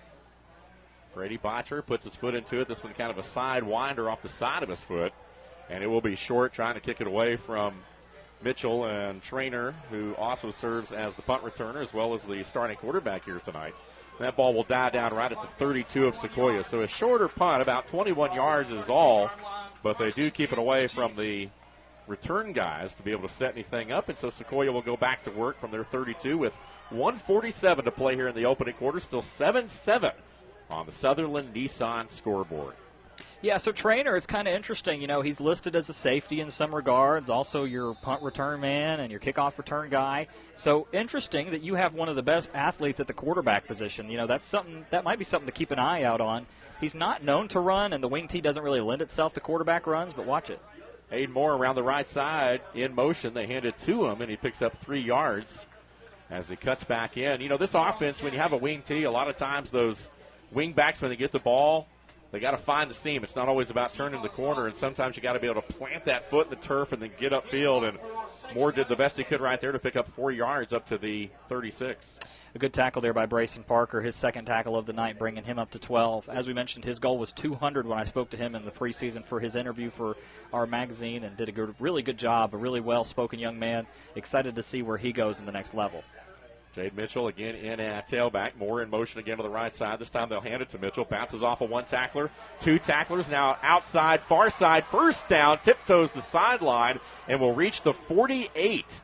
And what a run there on second down by Jade Moore, who looked bottled in at the line of scrimmage, but was able to pop out of a pack and pick up the first down. Yeah, but let me tell you, Aiden Moore made that play. The slot back junior, 6'3", 205 pounds. He used his full frame right there to keep Toby Thompson cornered. And great job, allowed the first down pickup there. And Sequoyah finding a lot of success on the outside of this this Cherokee defense. A tick inside, a minute left there in this opening quarter. 7-7. Toss sweep this time. Mitchell to the near side. Has some room to run, stays on his feet, drugged down by his jersey, but not before he reaches the Warrior 36-yard line, and that sets the Chiefs up another long first down run for Sequoyah. This is impressive to me because, this Sequoyah offensive line is also in a hurry-up, but they're moving around a lot of weight because this Cherokee defensive line is not small at all. An extra offensive lineman in left side, a little unbalanced. Jaden Moore stays on his feet, tiptoes into the middle, got past the first level, and finally drugged down as the secondary had to come up to keep that one from being a bigger gain than it was, but Mitchell still picking up 8 yards on first down. Typically with a wing tee and more of a James Teeter wing tee, you see the quarterback run over to the sideline and get the call. They're doing hand signals like a pro-style offense. Trainer under center this time. Again, 17 seconds left here in the opening quarter. Mitchell again makes a one-man miss, but not another. 2 or 3 red shirts converge right on the line of scrimmage. They'll hold them shy of the first down. It'll be 3rd down and 2, and that'll be the final play of the quarter. Teams will switch ends And what a good one we have for you here tonight at Tommy Baker Field. After the first 12 minutes of play, 7-7 on the Sutherland Nissan scoreboard. We'll take a 60-second timeout and be right back. You're listening to the Cherokee County Game of the Week on North Georgia's 101.1 FM WLJA. And now here's a message from Canton Tire and Wheel in Canton. Canton Tire and Wheel, Canton Tire and Wheel. We've got great tires and we've got great deals. I'm Cooper. And I'm Caden. We're Mr. Danny's grandsons. We're working the jingle now for Canton Tire and Wheel. They take care of all your automotive service needs. Be sure to tell Mr. Steve and my poppy you heard us on the radio next time you call Canton Tire and Wheel at 770-479-6556. Remember, you'll be entirely spoiled at Canton Tire and Wheel. Game on! Football's back, and we're celebrating at the all-new Sutherland Nissan Cherokee County. Get game-winning offers right now. Drive the best-selling 2020 Nissan Rogue, or check out the redesigned 2020 Sentra. If you try it, you'll buy it. They're that good, fun, and affordable. Catch the savings now before they're gone. Only at the all-new Sutherland Nissan Cherokee County, across from the Holly Springs Walmart. Online at NissanNorthAtlanta.com. Remember, if it doesn't say Sutherland, you paid too much. You're listening to WLJA FM 101.1 and WLJA HD1 Ellijay, Jasper, Canton, Woodstock, and all of North Georgia. Back here at Tommy Baker Field, 7-7 on the Sutherland Nissan scoreboard between Cherokee and Sequoyah as we go to quarter number 2. Asa Jones back on the controls and master control. Dave Garner alongside the Golden Boy, Will Cooper. Vaughn Touchdown Brown will have an update here momentarily. We got Ronnie in the house here tonight. Ronnie on the spot. Ronnie on the spot. And a cast of others that eagerly cover high school football in Cherokee County each and every week as part of the Cedarwood Tavern and Turd Ferguson Report Crews. We also have Katie with us here tonight working the social media desk for us as the Sequoyah Chiefs flip ends. And they've got a 3rd down and 2 here to start the second quarter from the Warrior 32. And again, a big play upcoming right here. Can Cherokee turn Sequoyah away for the second consecutive series? The Sequoyah team is really, really, really surprising a lot of people right now. So here we go. Matthew Trainer under center. Jade Mitchell, 2 tights, and they're going to hand it to Pikers over the left side, but I don't think he got there. He got right at the marker. I think we got a first down. Ronnie's saying it's a first down. That's why I said that. I would have thought it was a 4th down, too. And they might have to bring the chains out for this one. They're taking a look at it, and the man in the white hat will indeed bring the marker out here. And they want to get a little bit better look at it, and I think that's probably a good idea because it's going to come down to a link or 2. So we have the spot was supposed to be live, or the spot was supposed to be first. Excuse me, we just got a shout-out on the PA announcement. That's right. We never get that. Wow. So that's why I kind of stopped there for a moment. We were listening to make sure we heard the same thing. But the spot was a little short. Wasn't a great spot. But, hey, they're doing a better job than I could do, so can't blame them. And it is a... Boy, I think get out the credit card. Oh, credit card. Just short. Wow. I mean, that is a game of inches. I tell you what, Ronnie on the we may have to call him second down Cooper. Second down Cooper, 3rd down Brown. Ronnie slightly behind the spot. Right, yeah. Now he's doing a good job working the numbers for us here tonight in the box. We're in the press box tonight here at Tommy Baker Field. Getting shouted out on the PA. The red carpet has been rolled out, and that's not just because of the red turf on the sidelines. I was going to say in the red carpet in the end zones here at Tommy Baker Field. So it is a 4th down. 4th down and the nose of the football, and Sequoyah going to keep the offense on the field as expected. They're at the Warrior 26 in a 7-7 ball game. Trainer will go under center.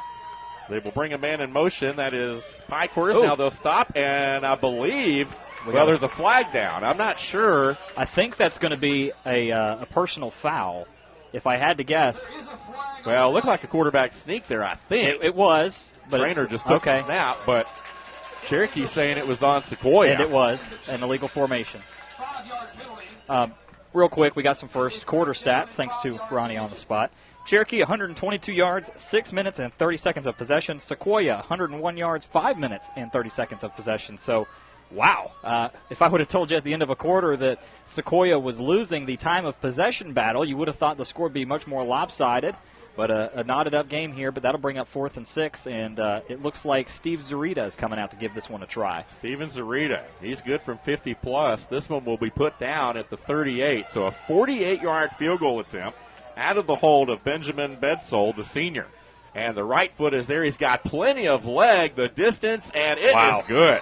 So a 48-yard field goal on the money for Steven Zarita, who remains perfect from the field this year. Gives Sequoyah their first lead of the night. It's 10-7 on the Sutherland Nissan scoreboard. What a weapon he is to have a kicker who can nail it from 50-plus yards, and flirted with it right there, put that one down the middle. Yeah, I mean, if that had been 50, he would have nailed it. I mean, very similar to what we see with Carson Allen over at Etowah. I'm a big fan of giving the kickers the shout-outs. You got to do it for the brand. And, man, I tell you, it's a huge weapon to have, because when you know that you can line up and just get within the 40 and you're going to have some points on the board, Mr. Automatic out there, that's a big deal. So, really excited to see Steven Zarita. And as you mentioned, he's a punter. He's also got the second highest average for punters, as a 37.5 punting yard average. So really impressed with that young man. Excited to see what he is able to do for the Chiefs this season. So 11:24 remaining here in the first half in the Foundation Financial Halftime Show. Von Brown will be back on with us right here. Also a special guest, maybe two. You never know who might drop by. Our live coverage here of the Cherokee County Game of the Week. Zarita from the 40. They'll tee it up from the near hash. Harshaw back deep, stands at his 3-yard line. A low liner, but this one out of the back of the end zone once again. And Zarita showing off his leg even more here as the Warriors start from their own 20. From the other 20 as now they move right to left. Yeah, excited to see what Cherokee comes out here with. They're going to dig into their bag of tricks and try and get something different here. And, that's the big thing for Cherokee, is that they have so many offensive weapons everywhere around. We talk about their receivers all over the place. That was 8 plays, 52 yards, all rushing finally for the Sequoyah Chiefs. They've had a really good game passing. 2 minutes and 23 seconds of possession. 48-yard field goal will take us into the second quarter here. Now, that loss last week by Sequoyah not sitting well. 41-35, but a lot of quirky plays. They got behind the sticks, had some special teams breakdowns. So far, solid here tonight. Here's the Warriors going back to work. Swan 4 yards deep out of the shotgun. They give to Adams, trying to break out of a pack, picks up a couple of yards basically on his own as the Chiefs drag him down up at the 24. Second down and 6 upcoming. I'm kind of surprised, and they may be doing this to set up a big play-action pass like they did to Adarius to start out their scoring. But it seems like they're kind of maybe almost scared to try something deep. I know I say that with a little bit of questioning in my voice, because why would you be scared to go deep on these guys? But they do have a really good secondary, so it'll be interesting to see the battle that goes on back and forth, as they do like to spread out 4 wide receivers. Dion roll one-on-one with Hayden Shockley at the bottom of the frame for us. This pass going the other way, right at the first down marker. That's Botcher who makes the grab at the 30 and will dive forward for a couple more yards just to make sure he got the first down. Will do so up at the 33, and the Warriors will move the sticks.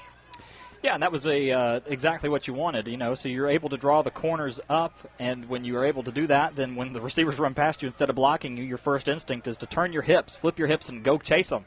And when you do that, you're able to do an 8-yard stop and turn around. The ball's right there. AJ, perfect communication. Right on the seam route. Sequoyah cheating some guys up, showing a blitz. They'll bring them. Swan, with time, fires that one, nearly intercepted right there. And the center fielder on that play was Cruz Wright, who had a beat on that ball, but he was playing the receiver for the big hit. Had he been playing the ball, he might have come up with a pick right there. Darius Harshaw took the brunt of that. Not sure how that wasn't a helmet-to-helmet hit. Now, listen, wasn't saying it was the defensive back's fault at all. It wasn't, because Harshaw went to the ground to try and make the catch, but it was definitely a hit to the upper area of that player. So second down and 10 after the incompletion right there.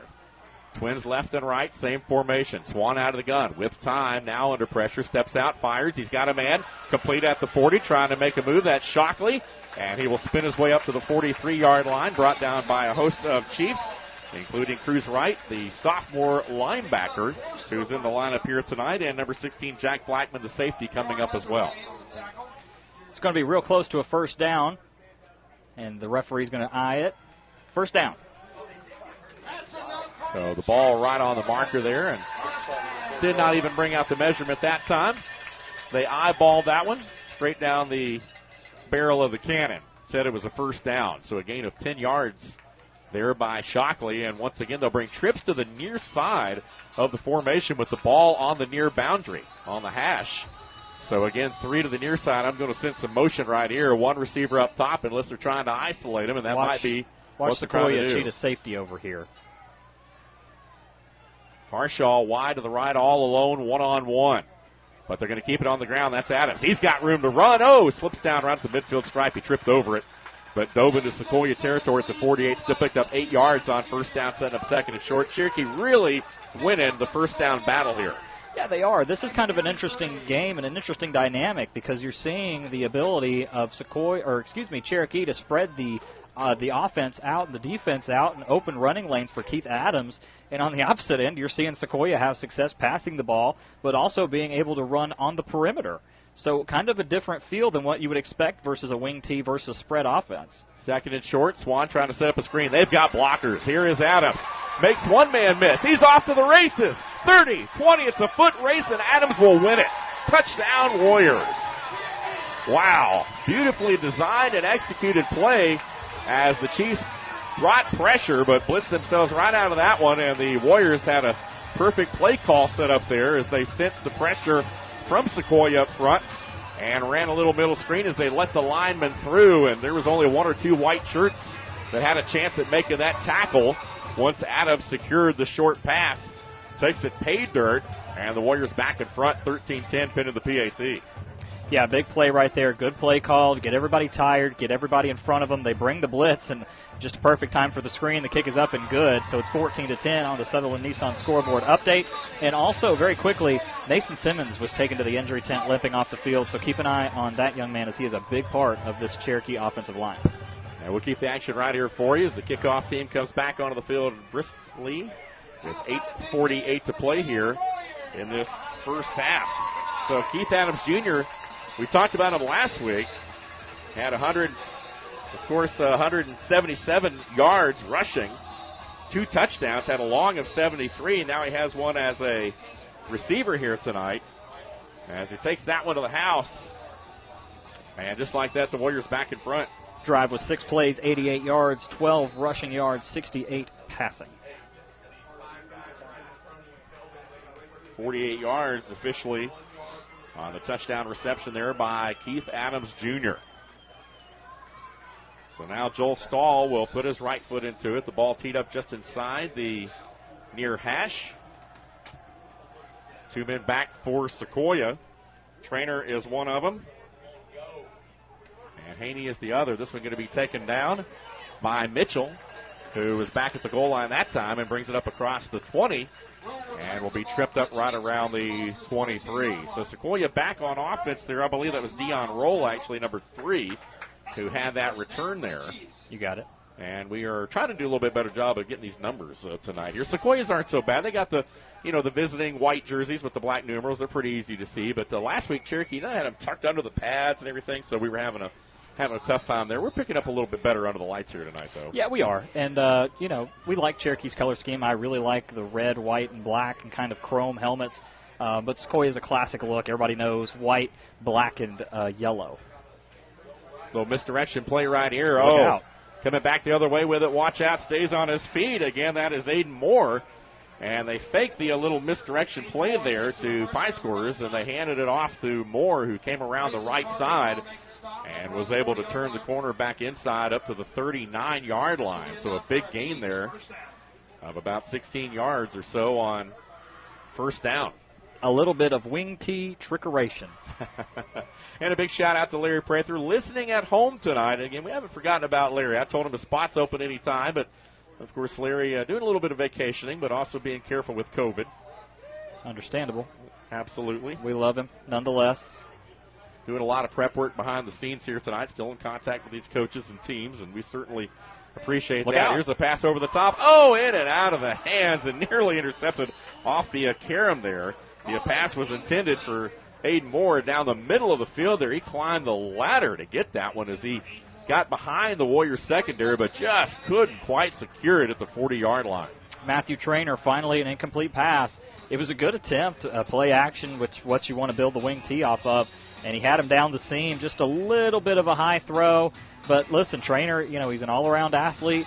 It'll bring up a 2nd and 10, so I don't mind the shot on first down. Just know you got to get some yards out now. This is a Sequoyah offense that's never been known for throwing the football, as we know, but because they don't do it that often, they're pretty effective when they do. Trainer 5 of 10 last week, just 79 yards, but 2 touchdowns through the air. And this time they'll keep it on the ground. Mitchell this time hit immediately. And we'll try to spin off a guy or two, but wrapped up just across the 40 up to the 42. And so we'll be third down and a long 7 right here for the Sequoyah offense, trailing 14-10 on the Sutherland Nissan scoreboard. A big block there by Joseph Jorzak, the right tackle, senior, 6'2", 250 pounds for Sequoyah. Did a really good job allowing a little bit of a running room, because if it weren't for him, that would have gone nowhere. 7.5 to play here in the second quarter. Cherokee County game of the week.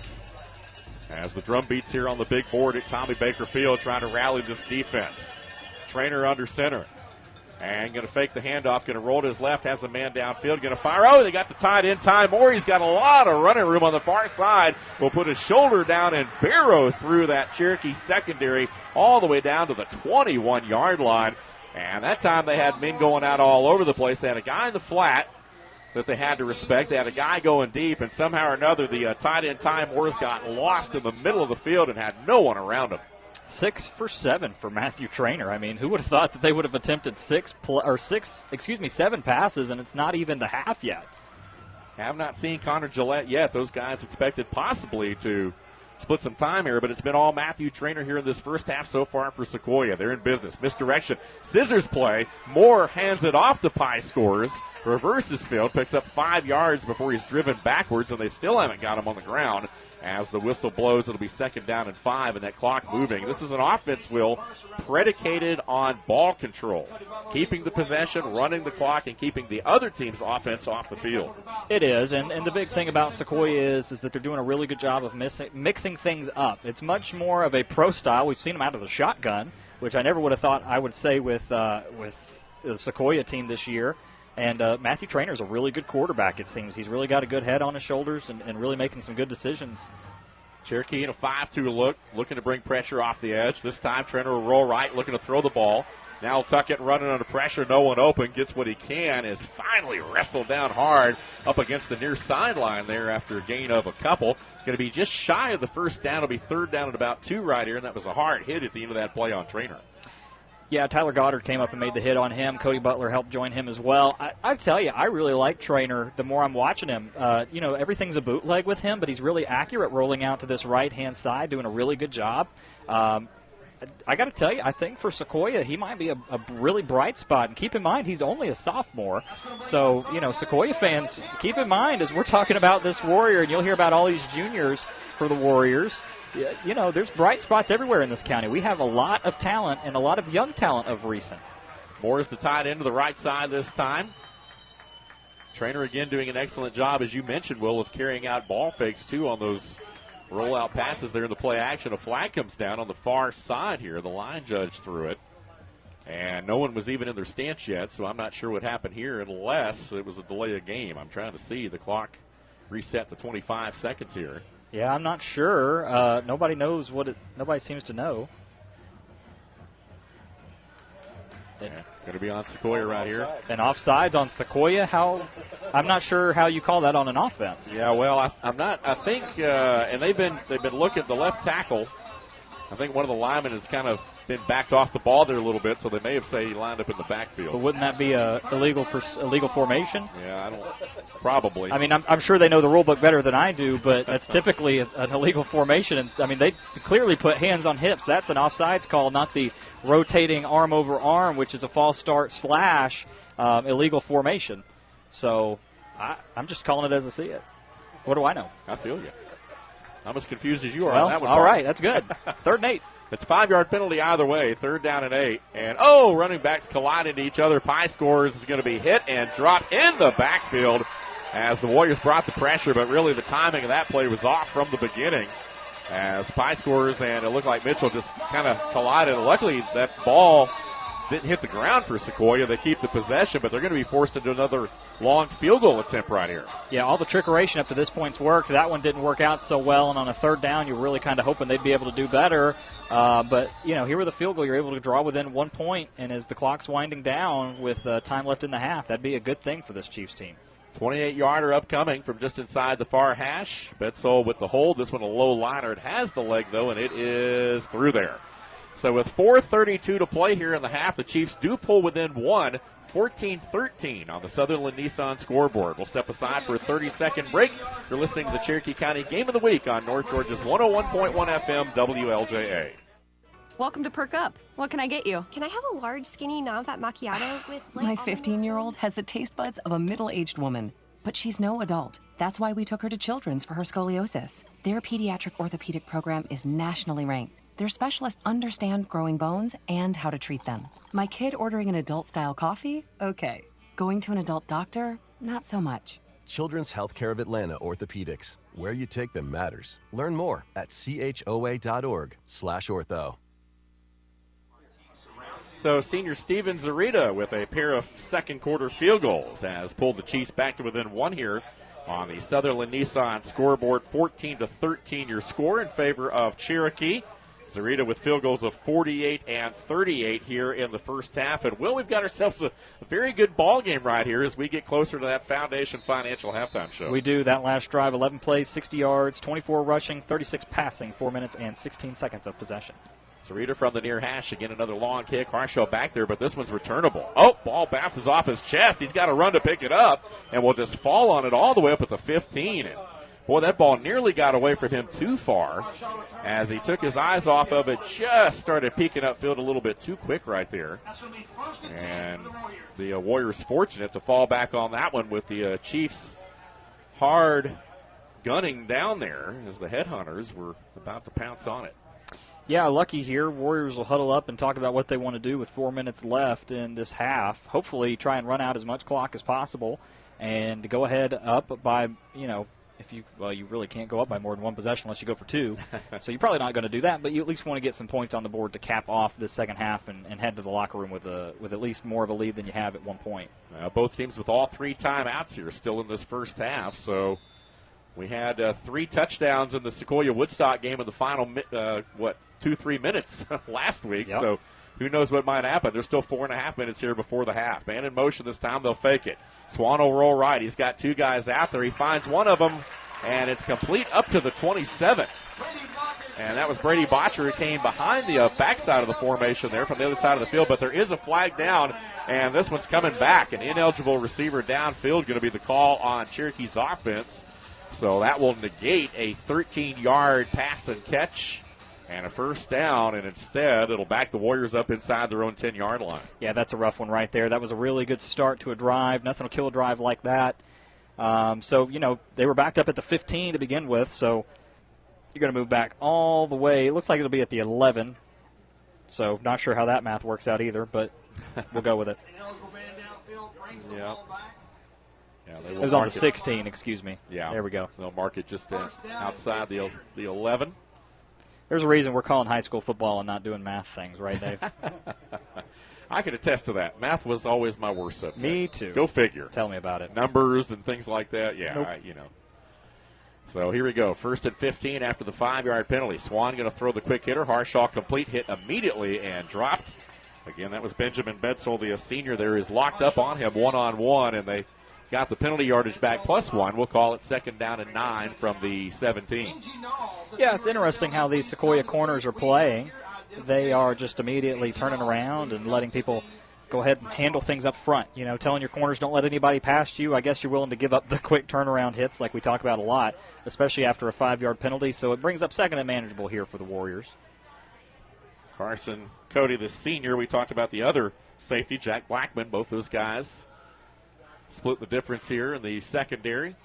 Meanwhile, Swan out of the gun, 4 yards, stepping up in the pocket under pressure. He's going to be hit and dropped back at the 14. The pressure caved in on Swan. Nobody open. That was a coverage sack downfield.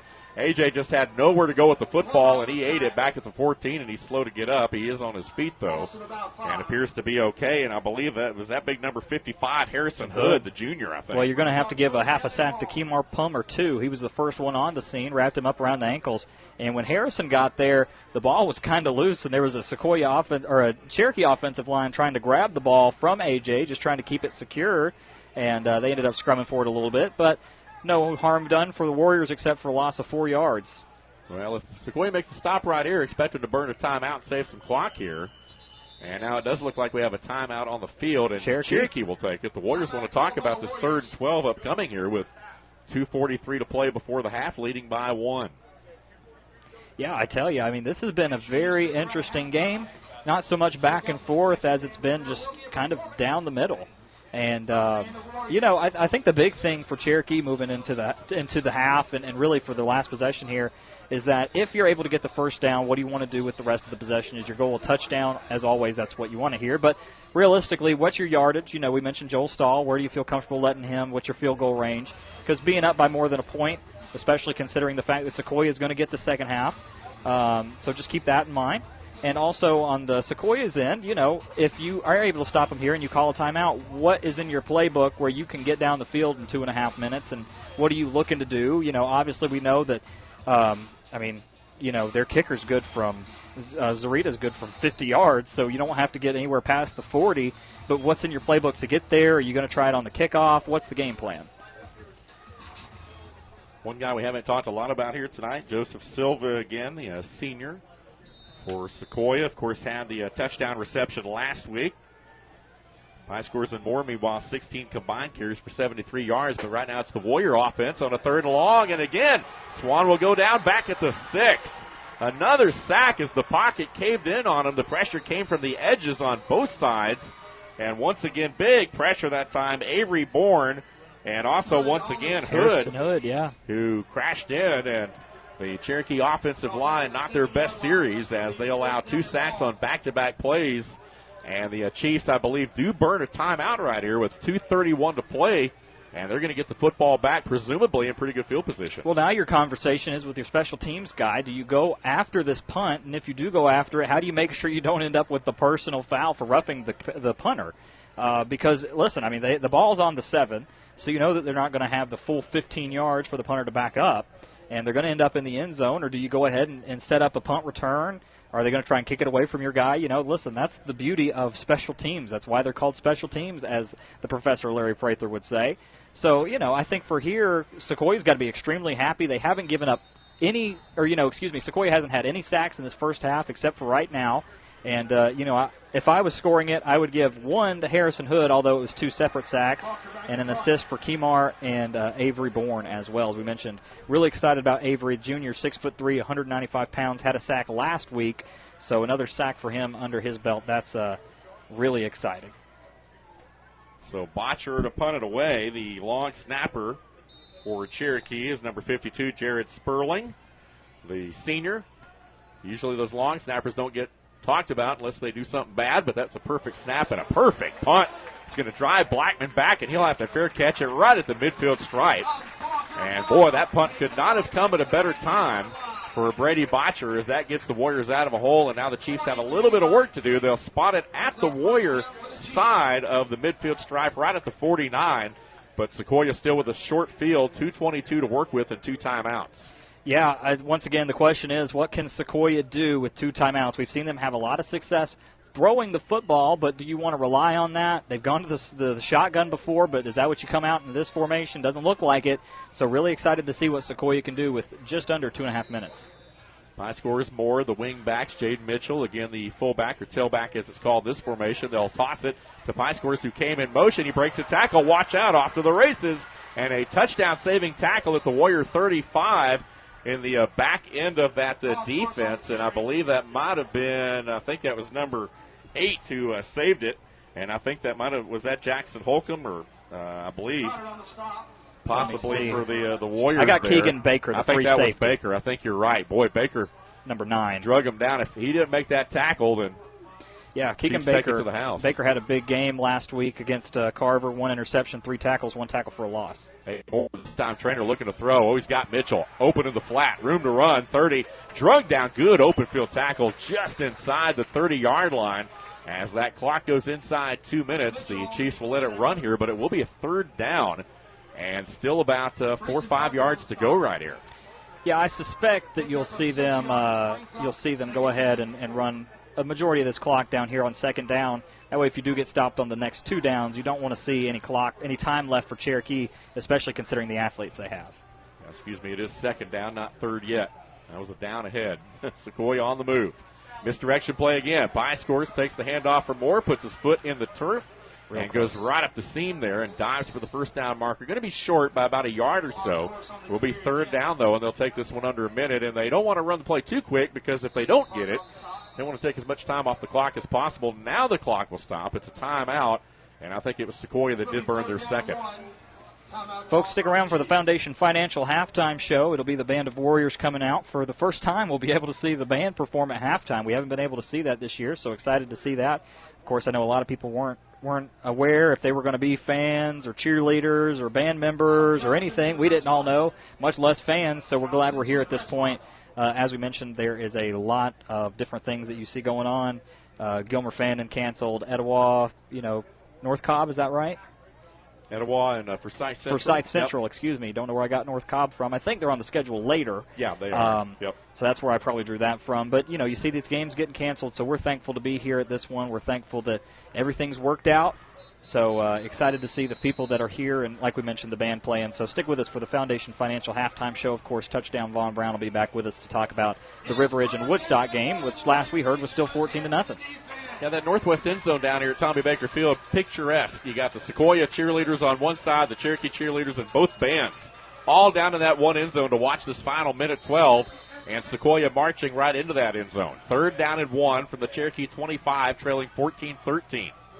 And they're going to hand it. Pie scores left side, breaks a tackle, and he's hit right at the first down marker and then driven backwards. But let's see where the forward progress got him. Ronnie on the spot says first down. He is 0 for 2 on the day. But he is sure about this one. He's and they sure will go about ahead that and move one. the chain. So 1 for 3. So 3rd down on that one. He's so starting good job. to get his reputation back a little bit. A little bit. He has been given some really good numbers here. You guys should see the setup. If you think we spare any expense at WLJA, you are right. But not this young man right here. I'm telling you, looking over here at the laptop, he's typing numbers in. I mean, everything is set up. Nothing like Dave over here just reading out of the dark.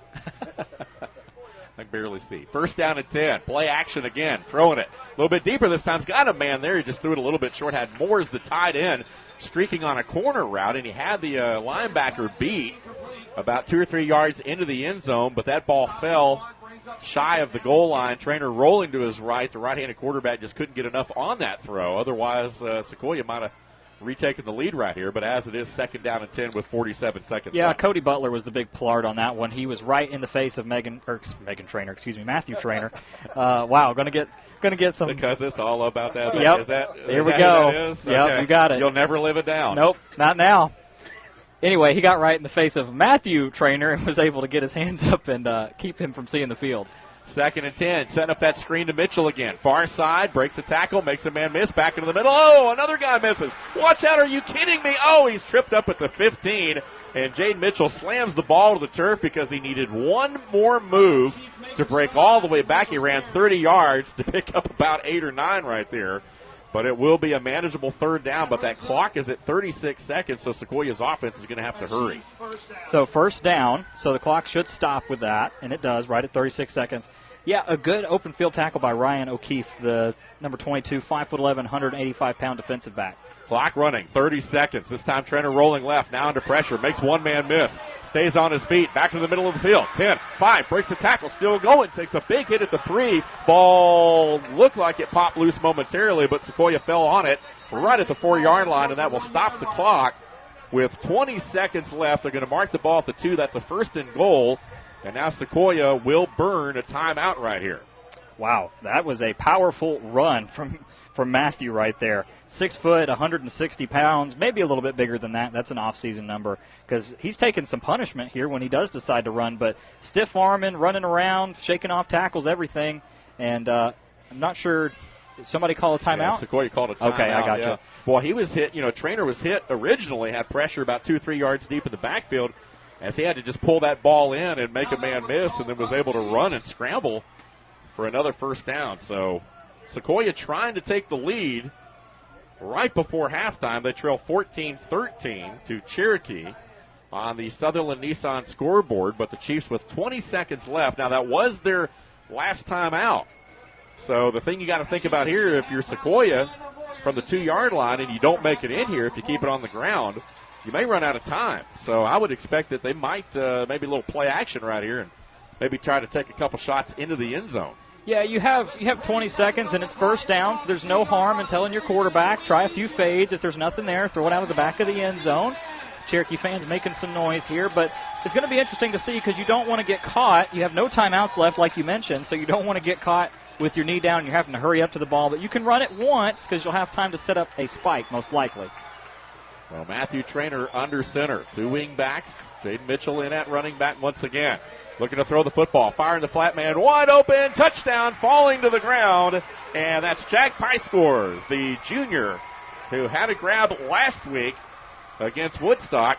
And his first reception of the night here is a touchdown as Pyscores and Moore both slipped out of the backfield there into the right side of the end zone.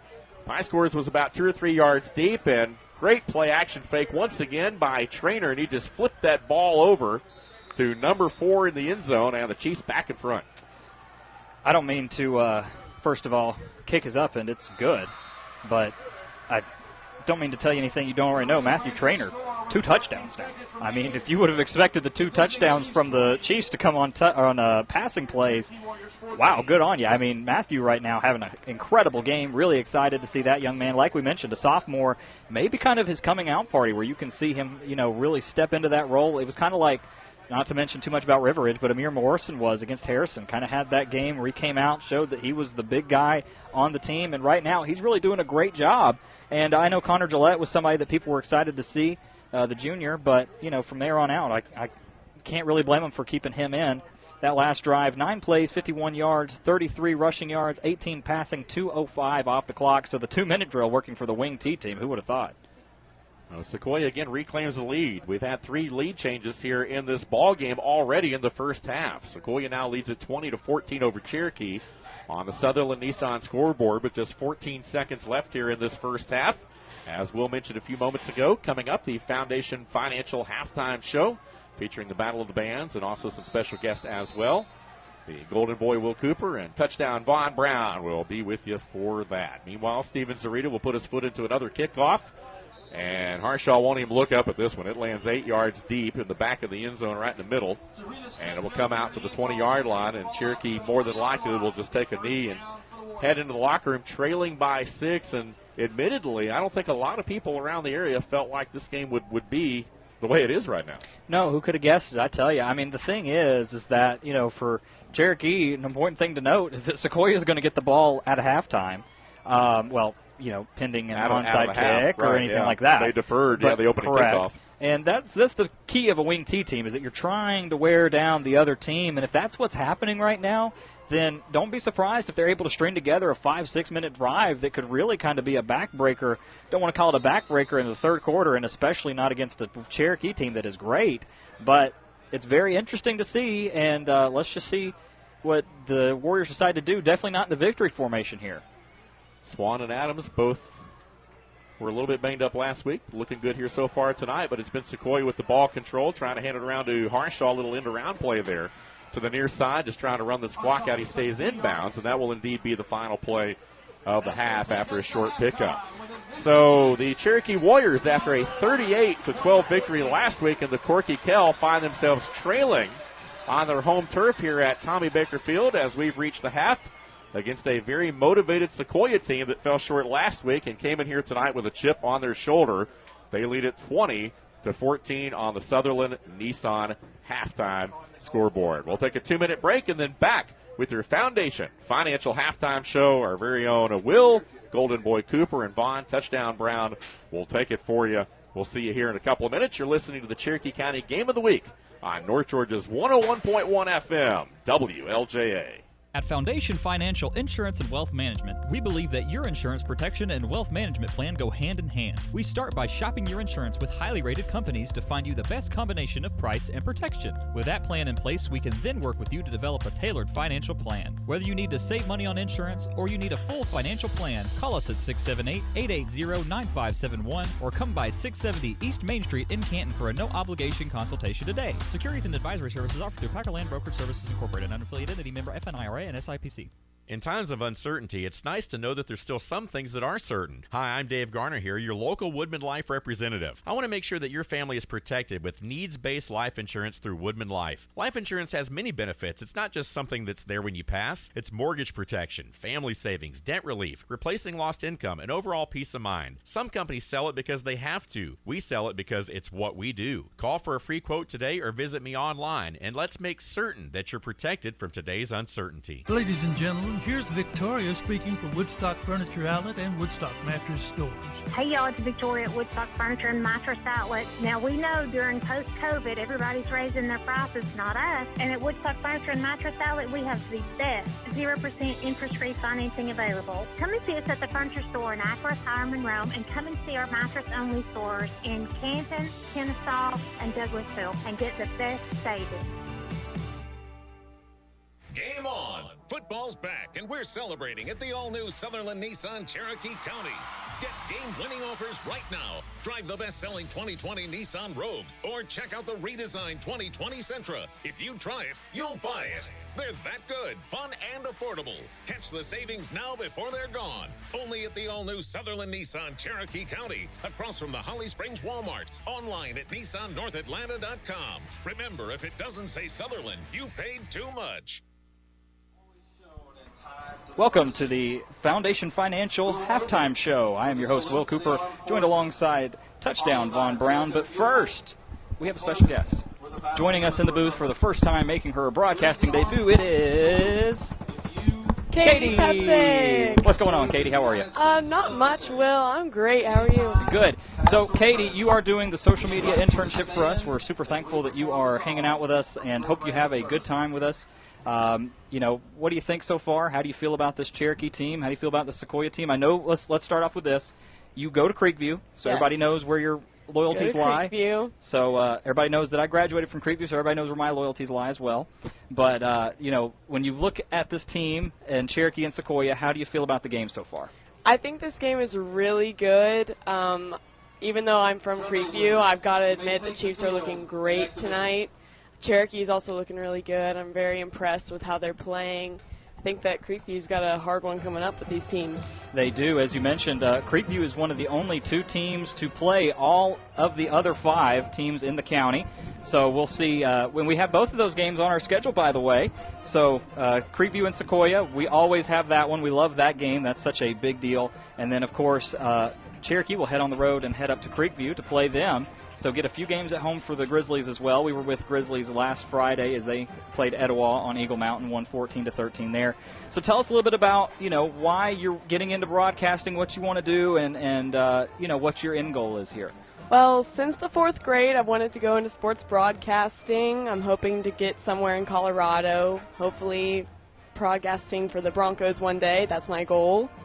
And I thought this would be a great opportunity to get my career started.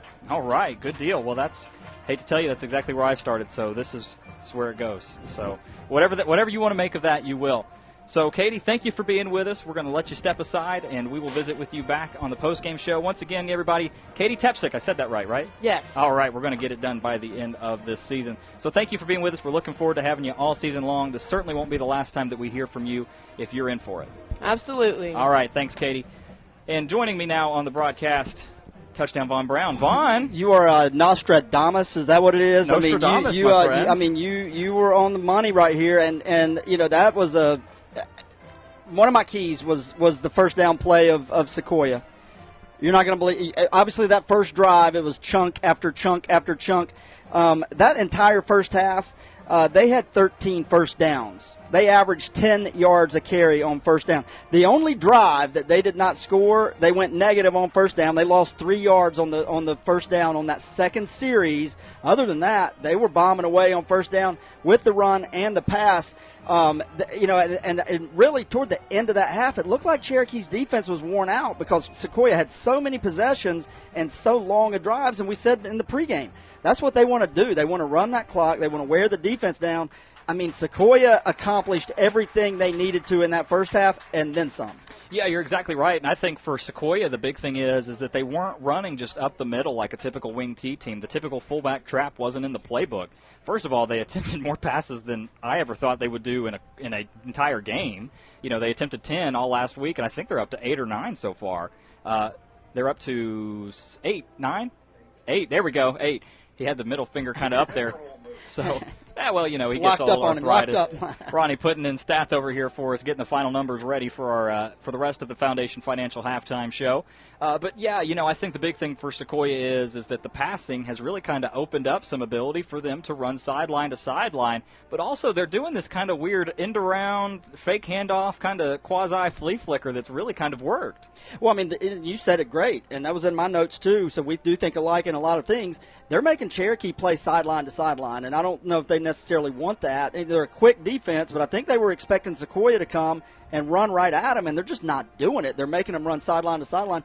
The Aiden Moore pass down the middle that he almost hangs on to, they're very efficient in the pass game right now and picking and choosing at the right time, different than some of the Teeters teams of the past. I'll tell you the other thing I'm super, super impressed with is Matthew Traynor, the quarterback for Sequoyah. With his legs, with his arm, he's very poised. He's getting them in the offense. You know, 2 weeks ago, they weren't sure who was going to be under center. This kid looks like he's been under there for a couple years now, and I believe he's a sophomore. He is a sophomore. I'm super, super impressed. And, you know, we're seeing a lot of new quarterbacks in county, a lot of new changing of the guards, and I was very, very impressed with Matthew Traynor in that first half. I am too, and just to reiterate, it's not Megan Traynor, who is known as the singer of All About That Bass from like 2010. I don't know why that name is what my brain came up with in the moment, but I heard an M in Traynor, and I suppose that's where it went, as unfortunate as my father gives me the most disappointed look I've seen in my life.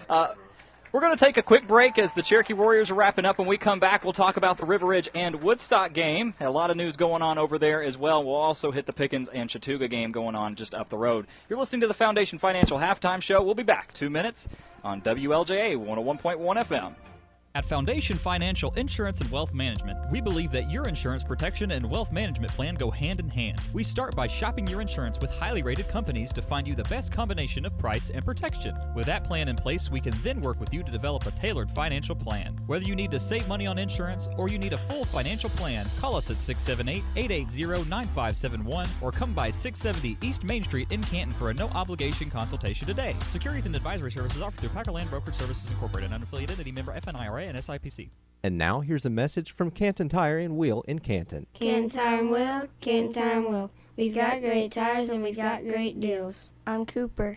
And I'm Caden. We're Mr. Danny's grandsons. We're working the jingle now for Canton Tire and Wheel. They take care of all your automotive service needs. Be sure to tell Mr. Steve and my poppy you heard us on the radio next time you call Canton Tire and Wheel at 770-479-6556. Remember, you'll be entirely spoiled at Canton Tire and Wheel. There's been so much talk about distracted driving, you're probably sick of hearing about it. Well, we'd rather you be sick of hearing about it than lose your life doing it. The caring staff with Sosby Funeral Home in Canton reminds you that we all have to go sometime, but don't rush it. Wait your turn and don't drive distracted. Keep your hands on the wheel, your eyes on the road, and make sure you stay alert and arrive alive. Drive safely and help us protect our teens. They're the only future we've got. Brought to you by Sosby Funeral Home, honoring life from 191 Jarvis Street in Canton. When you are the official sponsor of the comeback, adding a few feet to a drive matters.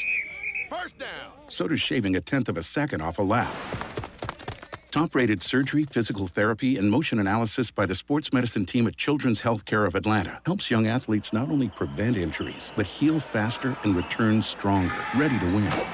Our more than 25 orthopedic and sports medicine locations are ready to assist your athlete's comeback. To learn more, visit choa.org/sportsmed. Welcome back to the Foundation Financial Halftime Show. You're listening to WLJA 101.1 FM. I am Will Cooper, joined alongside Touchdown Vaughn Brown. Ronnie on the spot. Ronnie Cooper adding up some numbers for Vaughn to give him everything he needs for his last keys of the game here. But Vaughn, go ahead and tell us what you're feeling about Sequoyah and the Cherokee Warriors this half and what you need to see. Yeah, I mean, you know, from a Cherokee offensive standpoint, we just talked about before the break, we talked about Sequoyah and those long sustained drives, and really Cherokee hit on two big plays, right? They had the middle screen to Keith Adams Jr., and they had the bomb to they're not putting anything together outside of that. So I don't know if we'll come out and try to see them get the big play the second half. When A.J. does need the time, he's not getting a ton of it. But you're going to have to see Keith Adams Jr. get and I know that they had a long field to work with there late in the half. I think you're going to see a steady dose of Keith Adams Jr., especially on first and second down. It worked that first series, kind of opens up that pass play. And then the other thing, before we get to River Ridge Woodstock, is this the year of the kicker in Cherokee County? Man, I tell you. I'm telling you, we were at Etowah last week. Carson Allen, phenomenal, changed that game. Would have been the MVP if Etowah hangs on to that game. And then tonight, I think that was a 49-yard field goal there and a ton of touchbacks. We're just not used to seeing it all the time in Cherokee County, but they can impact the game in a lot of different ways, and they're doing it tonight. And one of the weird things that you see is you see Steven Zarita, you see Carson Allen, you see even Joel Stahl here. They not only are they your kickers and their kickoffs, but they also punt sometimes. And that's the thing is that Zarita had the second highest punt average coming in. Hasn't had to work a lot tonight on the punting, thankfully, for the Chiefs. But, I think with that kind of dynamic, it's really interesting. It's really easy to appreciate kickers this season if you're a fan of the special teams position. And it impacts the game. One way, good and bad. Good and bad. And from what we've seen so far, it's been good. Well, we saw that last week with Carver, right? Yeah. I mean, everything they had to go for two, fake punts, would have to go for it on 4th and 8 because Right. they'd rather do that than have to kick a field goal within the 20. And not everybody's going to be a Carson Allen or a Steven Zarita, but, somebody within 30, it'd be nice to know that you can get some points on the board. Yeah. Yep. So let's move on to the Woodstock and River Ridge game. River Ridge currently up in that one 16-7, is that right? 16-7. Woodstock adds a late touchdown there on a receiving touchdown from Preston Lawrence. River Ridge comes back and adds a field goal. Early in that game, it was deja vu from last week. The first update I got from the River Ridge crew, Amir Morrison, he did it this week. He did it on the second play of the game instead of the first, but he still took it 70 yards to the house. And I mean, we talked to Brent Buddy about it on Wednesday. It's obviously that's your first and foremost goal is to try to take Amir Morrison out. Nobody's had success doing that yet. And then Amir tacks on another one from 2 yards out. So not a lot of other offense there from either side, big play or else, but it is 16-7. That's going to be a nail biter over there. And we've been lucky to have some great games early on in Cherokee County this year. Yeah, we really have. I mean, we were talking to Katie about the Etowah Creekview game, 14-13. We were there for that one. River Ridge really kind of put the beat down on Lassiter, which, look, we didn't really know how good River Ridge was going to be coming in. We expected that they would be improved from last season. Obviously, 3-7, they were able to beat the teams. Like, they beat Osborne. The teams that they were supposed to beat, they did. And Lassiter was that team. They were supposed to beat Lassiter, especially dropping out of the region that Cherokee was in, where Lassiter was unfortunately kind of the punching bag for all them, dropping down to 6A now. But, it's really still interesting to see that Woodstock's a good team. We do know that. They have lots of talent. And, all gripes aside from Woodstock fans, because you do normally hear that, Woodstock doesn't use their talent effectively, which we addressed in the Children's Healthcare of Atlanta pregame show, that David Daniels now being used to his extent, or at least more than we thought we would see him last season. And that moving forward, but I'm really excited to see how River Ridge can handle them in the second half, because it's easy to see teams hang around good teams in the first half, but the second half is where you separate the good teams from the great teams. And it's going to be interesting to see if River Ridge is able to hold on and, really give Woodstock a ride. Well, I mean, I think the advantage they have, obviously, having that lead, that 9-point lead, but all of a sudden you're a mere breakaway, from being up pretty big in that game. And, I think the interesting thing, too, is we're watching this Sequoyah team tonight that looks pretty imposing. Their defense looks really good. They're physical. So to wonder, maybe how good River Ridge defense is. They've only given up 7 in the first half. Woodstock last week scores 41 on Sequoyah. I know some of that was special teams initiated, but you got to wonder how good is that River Ridge defense. And I know Mike Collins, that was one of the things he was proud on the leap last year, and maybe they're making another leap this year. And if they're holding teams under 20, they're going to be very difficult to beat. And that's the fun or frustrating part, depending on how you look at it, about the first few games of the season, is that we get to see these teams play everybody. So, we say, okay, well, Creekview beat Etowah, so if Etowah beats River Ridge, then X is true. So Sequoyah lost to Woodstock, so if River Ridge beats Sequoyah, then X is true. And then, you kind of have to make all these dynamics where you're like, well, this is true. But also at the same time, not even talking about COVID, but normally you have a lot of turnover in the early parts of the season. It wasn't that long ago, just over a week ago, we were sitting here thinking, what is Cherokee going to do if they lose A.J. Swan Keith Adams Jr.? What's the backup plan? That's a much different team. So, everybody's fresh right now. Everybody's really excited. But as you get further into the season, the dynamics change so much. Young guys like Matthew that we see out here, the sophomore, really kind of is going to hone his skills. You have to feel like understand the offense a lot better. And that's true for Paxton over there at Woodstock. That's true for Carson over there at River Ridge as well. These young quarterbacks. And, of course, Brandon over there at Etowah, or Will, whoever they choose to go with at the quarterback position over there. The only two quarterbacks we knew coming into the season that were locks was A.J. Swan and Brody Rhodes. Those are the only two guys that we knew for sure. This county is also extremely deep at running back. I made the comment that if you had to choose between Amir Morrison and Keith Adams Jr., that's not an immediate decision to me. You really have to think about that one. Because and then add Jaden Mitchell into that discussion, obviously, because he's put up phenomenal. And, I tweeted earlier, he's running a little bit angrier than anybody else in the field. It looks like he took something personal, but he's running very angry out there tonight. And Tyler Stevens, don't forget about Tyler Stevens, the player of the game from the Etowah and Creekview game. There's just tons of talent everywhere. And then you get into receiver. Listen, we can go on for this. People know that we love this. We love Cherokee County football. It's what we love to do.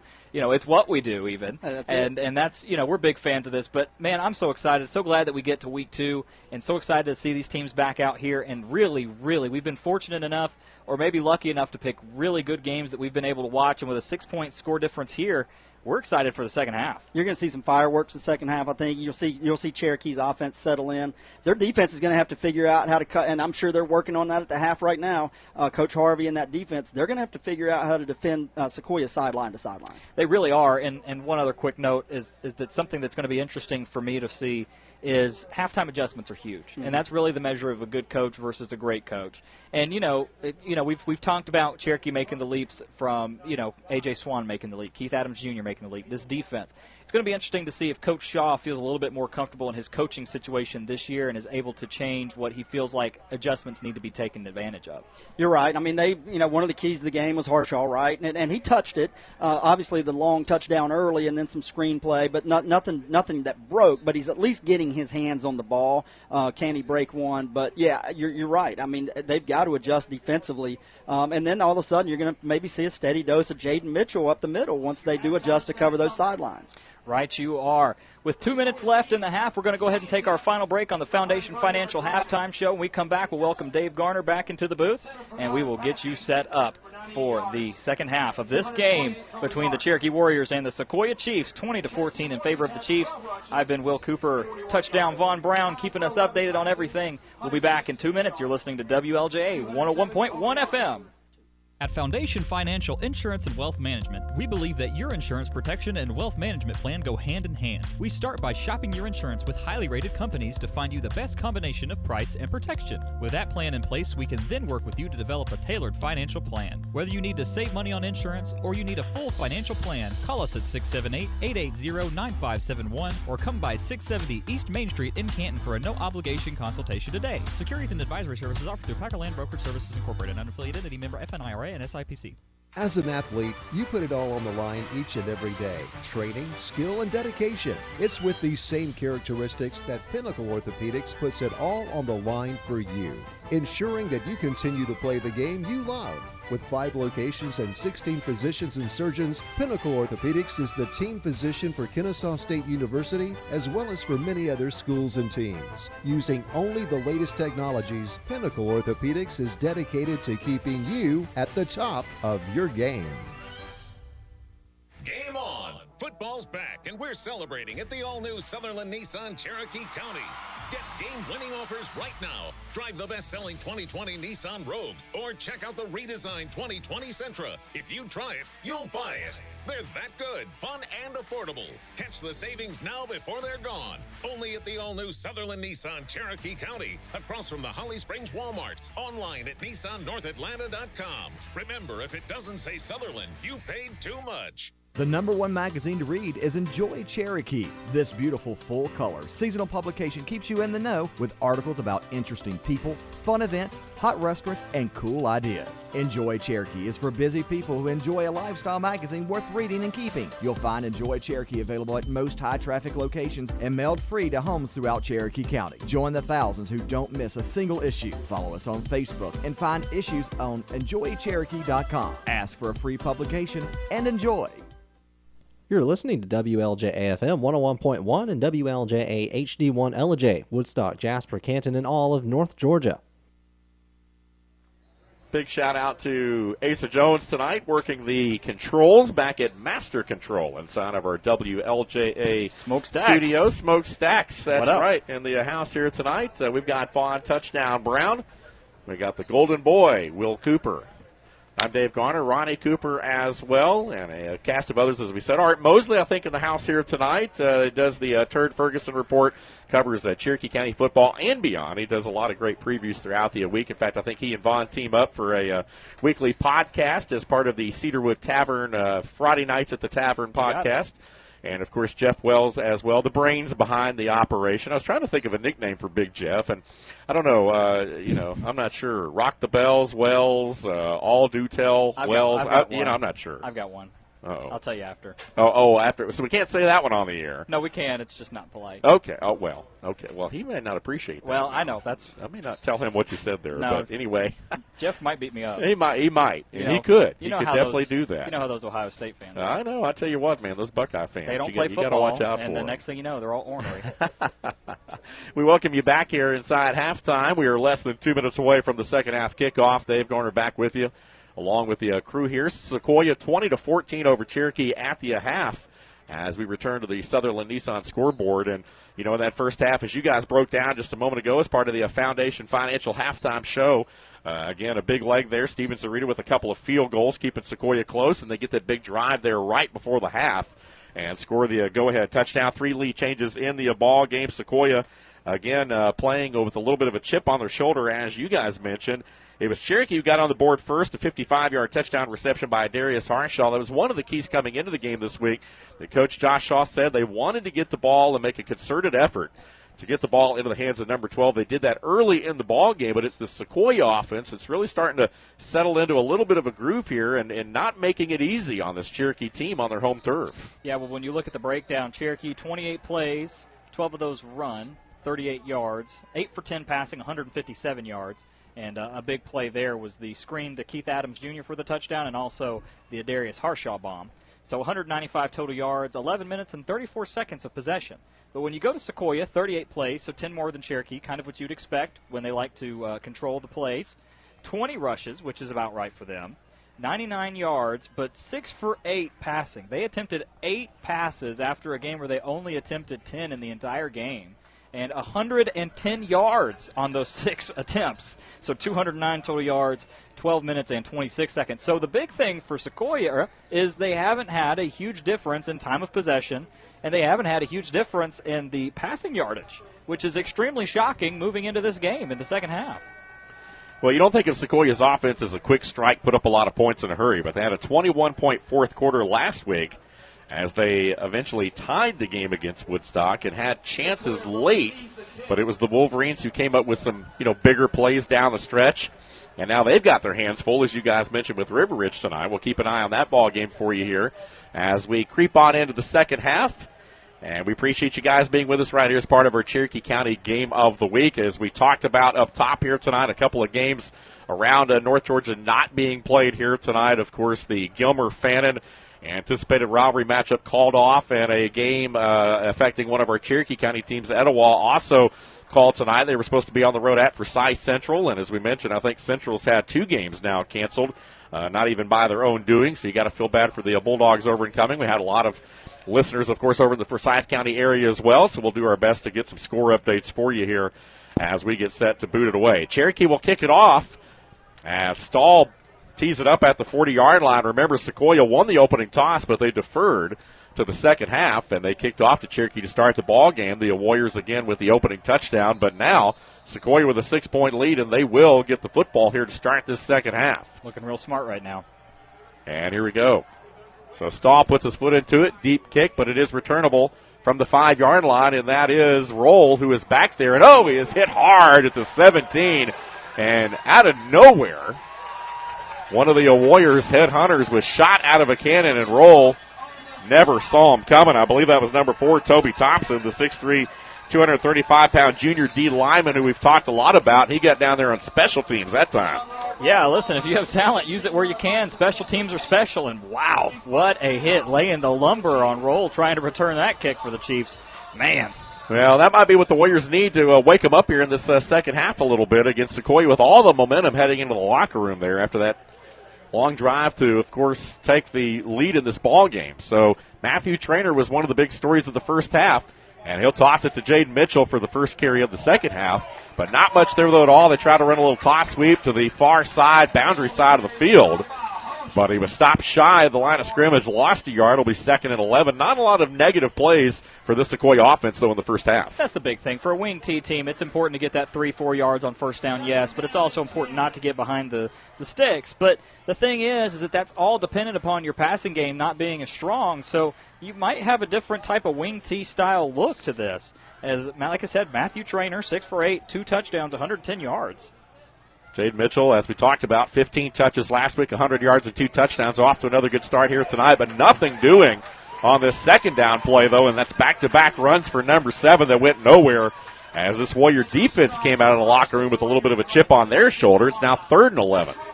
Yeah, I mean, halftime adjustments like Vaughn and I talked about on the Foundation Financial Halftime Show, whatever they talked about, they seem to be pretty fired up. Maybe telling them, look, you can't take these guys lightly. So 3rd and 11 here. It's going to be a big time for Sequoyah to have to step up here because they're pinned back on their own 19. Receiver wide to the near side. We haven't seen a lot of guys split out here tonight. The wingbacks have gotten some splits. Going to bring Pie Scores in motion. Reverse. Here's Moore. Scissors play. He's got some blockers. Watch out some room. Spins off of one tackler. Stays on his feet all the way up across the 35. He'll reach the 37. And that is a gain of 18 yards on 3rd down and 11 and a first down for Sequoyah as they just run for it. Wow. I mean, that was a great run. Once again, they're having a lot of success on that misdirection where they hand it off to one wing back and hand it off to the other wing back, moving in the other direction. Also, Matthew Traynor out there laying down a few blocks as well. So good to see the quarterback out there sacrificing himself for the team.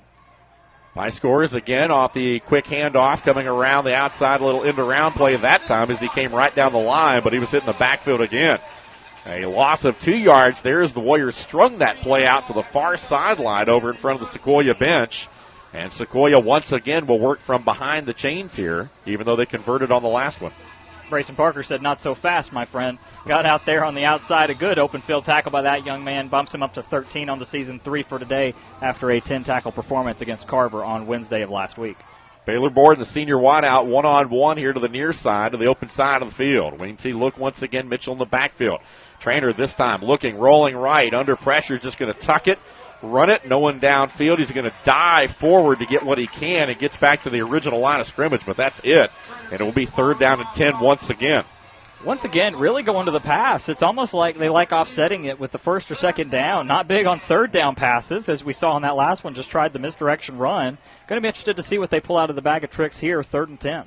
You know, when you get a defense a little bit on their heels, and it's kind of how Cherokee was playing there in that first half, Sequoyah trying to wear them down a little bit. You get guys really overcommitting off that first step, and that's where that scissors play draws you in.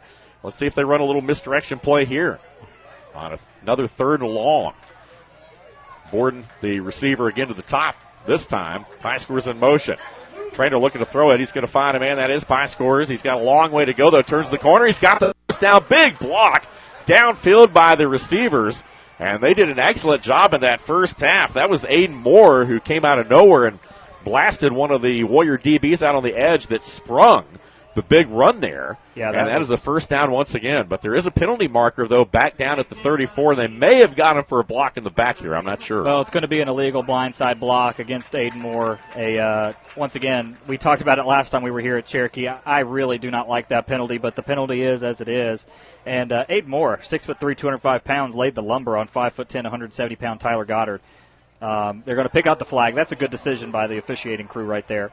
So that's going to they had already marked the yardage off. They had already started the ball back, but now they're going to have to bring the ball back to where that play ended, which was first down yardage. So how about this? Sequoyah, we talked about it. They don't want to be 3rd and long.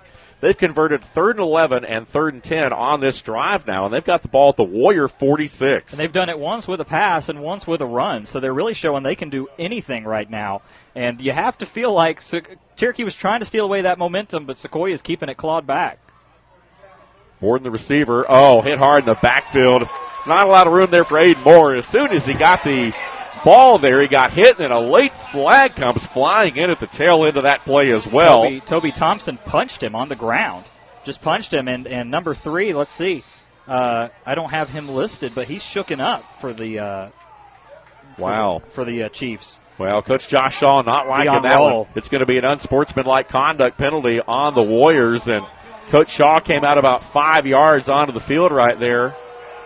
No. And the referee motioned over to the Warriors sideline as if he was going to throw another flag on Coach Shaw for being out on the field. That was obvious. I mean, that was clear.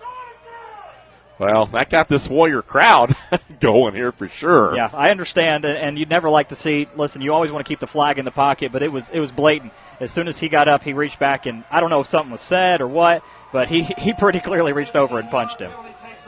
So Sequoyah, after converting 2 third and longs on this opening drive of the second half, have the ball all the way down, aided by the penalty at the Warrior 35. 20-14 Sequoyah, 8.5 to play here in the third quarter. And the Warrior defense just trying to dig in right here, hands on some hips a little bit here to open up the second half. A little frustration showing. They are, and the penalty doesn't help. I mean, frustration from the coaches, not only because they may not have agreed with the call, but also you have to feel like Toby Thompson's one of your defensive leaders. You got to be a little bit more clear-headed than that. Obviously, we don't know what goes on at the bottom of a pile, what's said. That's always the argument down there.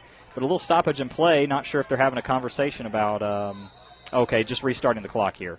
Josh Shaw, the second longest tenured coach at Cherokee High School behind Brian Dameron. And here's first down and 10 for Sequoyah's offense. Trainer, play action, looking. Down the middle, nothing open. He'll just step up and run for what he can, and he'll chip away and somehow squeeze through for a gain of 5 down to the 30. Wanted to go deep into the middle of the field, but the Warrior secondary was all over it, no one open, and Trainer just put that ball in his pocket and decided to run it. There's no way he should have gotten away from Kyan Simmons, 6 foot, 190-pound defensive lineman, came in on the substitution there. I have absolutely no idea how Trainer got away from that. I mean, this kid is, like we said, he's listed as a free safety on the backup chart. He does punt returns. I mean, he's a true athlete, but he is incredibly difficult to tackle, and I'm going to keep mentioning it. He's only a sophomore, guys. Second down and 5. Receiver wide to the left of the formation. They'll bring Moore in motion to the right. Little misdirection play. Jaden Mitchell bounces off of initial contact, but wrapped up after only a yard to the 29. Again, one of the Warriors up front blew that play up, and Mitchell was lucky to stay on his feet. He kind of regathered himself and was able to regain his footing and dive forward, but it's going to be third down and 4 right here. But Sequoyah has taken this opening drive and run almost half the third quarter off. Well, that's what we talked about. You had to feel like that if Sequoyah was able to come out here and put down a long drive, could be really something that would trouble the Warriors. And Sequoyah right where they want to be on third down. So Trainer under center. Play action. He's going to roll to his left. Looking, firing. He's got a man. That's Moore's the tight end. Goes up, makes the grab, and will come down with it right at the 16-yard line. And we saw that play in the first half go for big yardage. They bring Moore as the tight end from the backside of the formation. It's a drag all the way across the field. There was a flag. Or no, now they're going to wave it off. Oh, they're going to say that he juggled that ball on the way to the ground. He just never secured it completely. So they're going to wave it off, and it'll be fourth down. Yeah, that was probably a give-back call for the personal foul there. That looked like a pretty good catch. He did bobble it, but it was pretty clearly in the air. All the Chiefs coming up, hands on hips there. So on 4th and 4 from the 29, they're acting like they're going to go for it, but I don't know that I agree with this call, Dave. Yeah, maybe a hard count right here. You got a kicker can make it from there. You could potentially make it a 2-possession game with a made field goal, but they are going to line it up and go for it. Trainer right here, looking left, firing in the flat, has a man knocked away. Great break on the ball in the back end by the Warrior defense. And Sequoyah, all they're running off a lot of clock and converting a couple third longs on that drive, will come up empty, and the ball will go over. We're going to have to stop play here for a moment. A Chief cramped up there on the far side. Let's see, that was number 2 for the Chiefs. So Aiden Moore, slot back out there. Cramped up, but he's off the field now doing fine. Just a cramp, had to stretch him out. Was that Keegan Baker that broke that one up? It was, yes, sir. Well, Baker, of course, had the punt return touchdown last week against Carver and the Corky Kell. Had a couple of pass breakups, and none bigger than that one right there. Sequoyah, again, he intended target over in the far flat. But Baker broke on that ball, got a paw on it, and knocked it to the turf right at the first down marker. And so Cherokee takes over at their own 29. A.J. Swan out of the gun, going to swing it out of the backfield. That's Harshaw, makes the grab. One tackler, two tackler missed, though he stays on his feet. 35-40 midfield, watch out. Down the near sideline. Mitchell, the only guy who can catch him, and that's Roll, actually, who pushes him out all the way down at the 21. Boy, it looked like Harshaw was going to be wrapped up at the line of scrimmage, but somehow or another squeezed out of there and tiptoed the sideline for a huge field flipper. Yeah, I mean, as far as the Chiefs go, you have to feel like the momentum shifted on that fourth down play. Begs the question why you don't kick the field goal and give it back to the Warriors. But, from here on out, Adarius, the 2 times he's touched it tonight, have been for huge gains. So watch for them to try to keep getting it back to Adarius, and that's something Vaughn mentioned on the Foundation Financial halftime show, Dave. And that's something that we talked about up top here tonight, was getting number 12 more involved in the ball game, or at least Coach Shaw said that, and they have done that here tonight, trying to set up a screen to the backside. Oh, that was well played. They were trying to swing it back over into the direction of Harshaw, but that was nicely played and broken up right there by Jonah Haney, the senior linebacker, who came over there and read that screen all the way to the near side and broke it up. So 2nd down and 10 with the ball at the 21 of Sequoyah. This will really test the Sequoyah defense here after you get run down the field like that on a field flipper. It's going to be interesting to see what they're able to do, if they're able to pin their ears back and hold Cherokee to a field goal, or, if the Warriors are willing to settle for a field goal at this point. Swan with the snap from the near hash. They'll keep it on the ground. Adams, his first carry of the second half, but he's bottled up behind the line, will lose a yard. And so 2nd and 10 will become 3rd and 11 right here. And now all of a sudden it's the Sequoyah defense trying to mount a stop. Yeah, Avery Bourne and Seth Fitzpatrick right there. I'm not exactly sure the play call there. You've had success on the perimeter, but Keith Adams continues to get the ball right up the middle, and he hasn't had a ton of success running in between the centers, or the guards, if you will. There's only one center. You never know in a game like this. There might be a couple of them out there. Might be. They might have snuck a couple out there on us. So 3rd down 11 right here for the Warrior offense. Trailing 20-14 on the Sutherland Nissan scoreboard. A.J. Swan, 4 yards deep out of the gun, claps his hands, takes the snap, fires, has a man complete right at the 10, breaks the tackle, and into the end zone. Touchdown, Cherokee. Wow, Brady Botcherer was able to make the grab one-on-one and was able to break a tackle in the process and got out there. Was that Hayden Shockley? That might have been Shockley, number 6. Trying to catch a number there. The 2 and the 6s look. You're the one that has the binoculars there. Well, it looked like Shockley. But it was over on the far sideline, and they just swung it out there. Swan rolled to his right, and they were giving him way too much cushion over there, and they were able to get the ball over to Shockley as the PAT is right through there, and he was able to break a tackle, and there was no one else there to make the tackle. And just like that, the Warriors with the PAT reclaimed the lead. That's what, the 4th or 5th lead change now in this ball game. 5:32 to play in the 3rd quarter. We'll take a 30-second timeout and be right back. 21-20, Cherokee leads Sequoyah on the Sutherland Nissan scoreboard. There's been so much talk about distracted driving, you're probably sick of hearing about it. Well, we'd rather you be sick of hearing about it than lose your life doing it. The caring staff with Sosby Funeral Home in Canton reminds you that we all have to go sometime, but don't rush it. Wait your turn and don't drive distracted. Keep your hands on the wheel, your eyes on the road, and make sure you stay alert and arrive alive. Drive safely and help us protect our teens. They're the only future we've got. Brought to you by Sosby Funeral Home, honoring life from 191 Jarvis Street in Canton. Friday Night Lights here. Under the lights at Tommy Baker Field in Canton, Georgia, as the Cherokee Warriors lead at 21-20 over Sequoyah on the Sutherland Nissan scoreboard. You're listening to the Cherokee County Game of the Week right here on North Georgia's 101.1 WLJA. Dave Garner alongside Will Cooper. Vaughn Brown with you here tonight as well. Ronnie Cooper and the rest of our crew. And things changed quickly as Sequoyah had all the momentum out of the locker room here in this 3rd quarter, but the Warrior defense with a big stop, and then they come right back and score, and this is returnable from the 1-yard line by Dion Roll. Off the leg there of Joel Stahl, and he takes it out across the 20 and is wrapped up around the 23 or 24, and that's where Sequoyah will start. But a crazy sequence of plays as Sequoyah methodically moving the football, aided by a couple penalties, overcame some 3rd and long situations, but Cherokee gets the 4th down stop. and then they promptly go basically the length of the field in just a couple of short minutes, and they reclaim the lead. Yeah, it makes you wonder why Coach Teeter didn't decide to go for the field goal there. Obviously, there's a reason he's coaching. I'm not. But if it's me, you have all the momentum in the game. You kind of have to wonder why you don't get the points and kick it to Cherokee deep and make them do something that they haven't done so far. Trainer back under center. And a man in motion this time. Again, a little misdirection play. Oh, they were trying to get it to Moore, but he is hemmed up behind the line. And you can kind of feel this Warrior defense starting to settle in a little bit. Third down and long, they were unable to make the stops there. But on first down, they've been just fine. Well, you could start to feel it on the last drive as well, and it makes you wonder once again. I hate to keep harping on it, but when you have points that you can get on the board, you have to take them. I mean, there's no reason when you're in the lead to give up points there, and that's kind of what it felt like the Chiefs did. So the Warriors right now have all the momentum back on their side. Everything's going for them right now. Baylor Borden, the receiver to the left side of the formation. Sequoyah moving left to right. Across your dial, bootleg pass right here. Going to find Mitchell in the flat. Shakes one tackler, but unable to shake a host of other red shirts there, and does good just to get maybe a yard, and there is a Warrior down back at the 20 at the original line of scrimmage, and I'll have to check and see. Looks like a cramp. Yep, looks like they're stretching him out over here. Well, it's been a heck of a ball game here, back and forth. We talk about the lead changes in this ball game, 7-7, 10-7, 14-10, 14.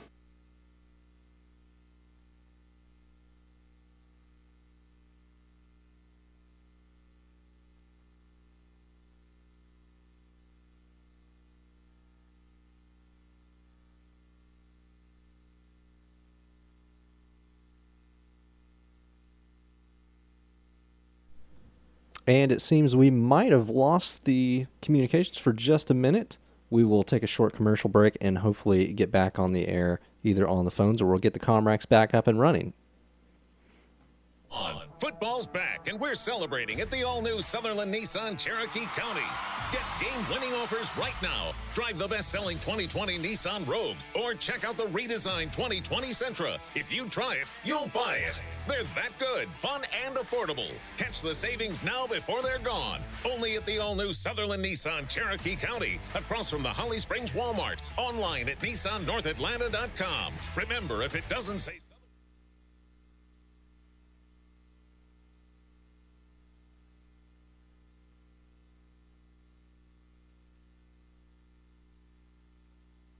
Welcome to Perk Up. What can I get you? Can I have a large, skinny, non-fat macchiato with My 15-year-old has the taste buds of a middle-aged woman, but she's no adult. That's why we took her to Children's for her scoliosis. Their pediatric orthopedic program is nationally ranked. Their specialists understand growing bones and how to treat them. My kid ordering an adult-style coffee? Okay. Going to an adult doctor? Not so much. Children's Healthcare of Atlanta Orthopedics. Where you take them matters. Learn more at choa.org/ortho. When you are the official sponsor of the comeback, adding a few feet to a drive matters. First down. So does shaving a tenth of a second off a lap. Top-rated surgery, physical therapy, and motion analysis by the sports medicine team at Children's Healthcare of Atlanta helps young athletes not only prevent injuries, but heal faster and return stronger, ready to win. Our more than 25 orthopedic and sports medicine locations are ready to assist your athlete's comeback. To learn more, visit choa.org/sportsmed. We talked about Steven Zarita, of course, handles basically all the kicking duties for Sequoyah, both as the place kicker, kickoff man, and punter. And they'll need a big one right here. Again, Cherokee with two guys back deep. That's Harshaw and Botcherer, who have their heels basically at midfield, and Zarita will get off a punt. It's a pretty good one. And Cherokee going to wave everybody off, takes a big Sequoyah roll inside the 40, inside the 30, and that ball finally goes out of bounds all the way down at the 27-yard line. So what a boot by Zarita, who we talked about has been perfect as a place kicker this year. And he's averaging here tonight around, that's going to take his average probably for the season over 40 yards on that one. So Cherokee will have their work cut out for him, but their defense does get off the field.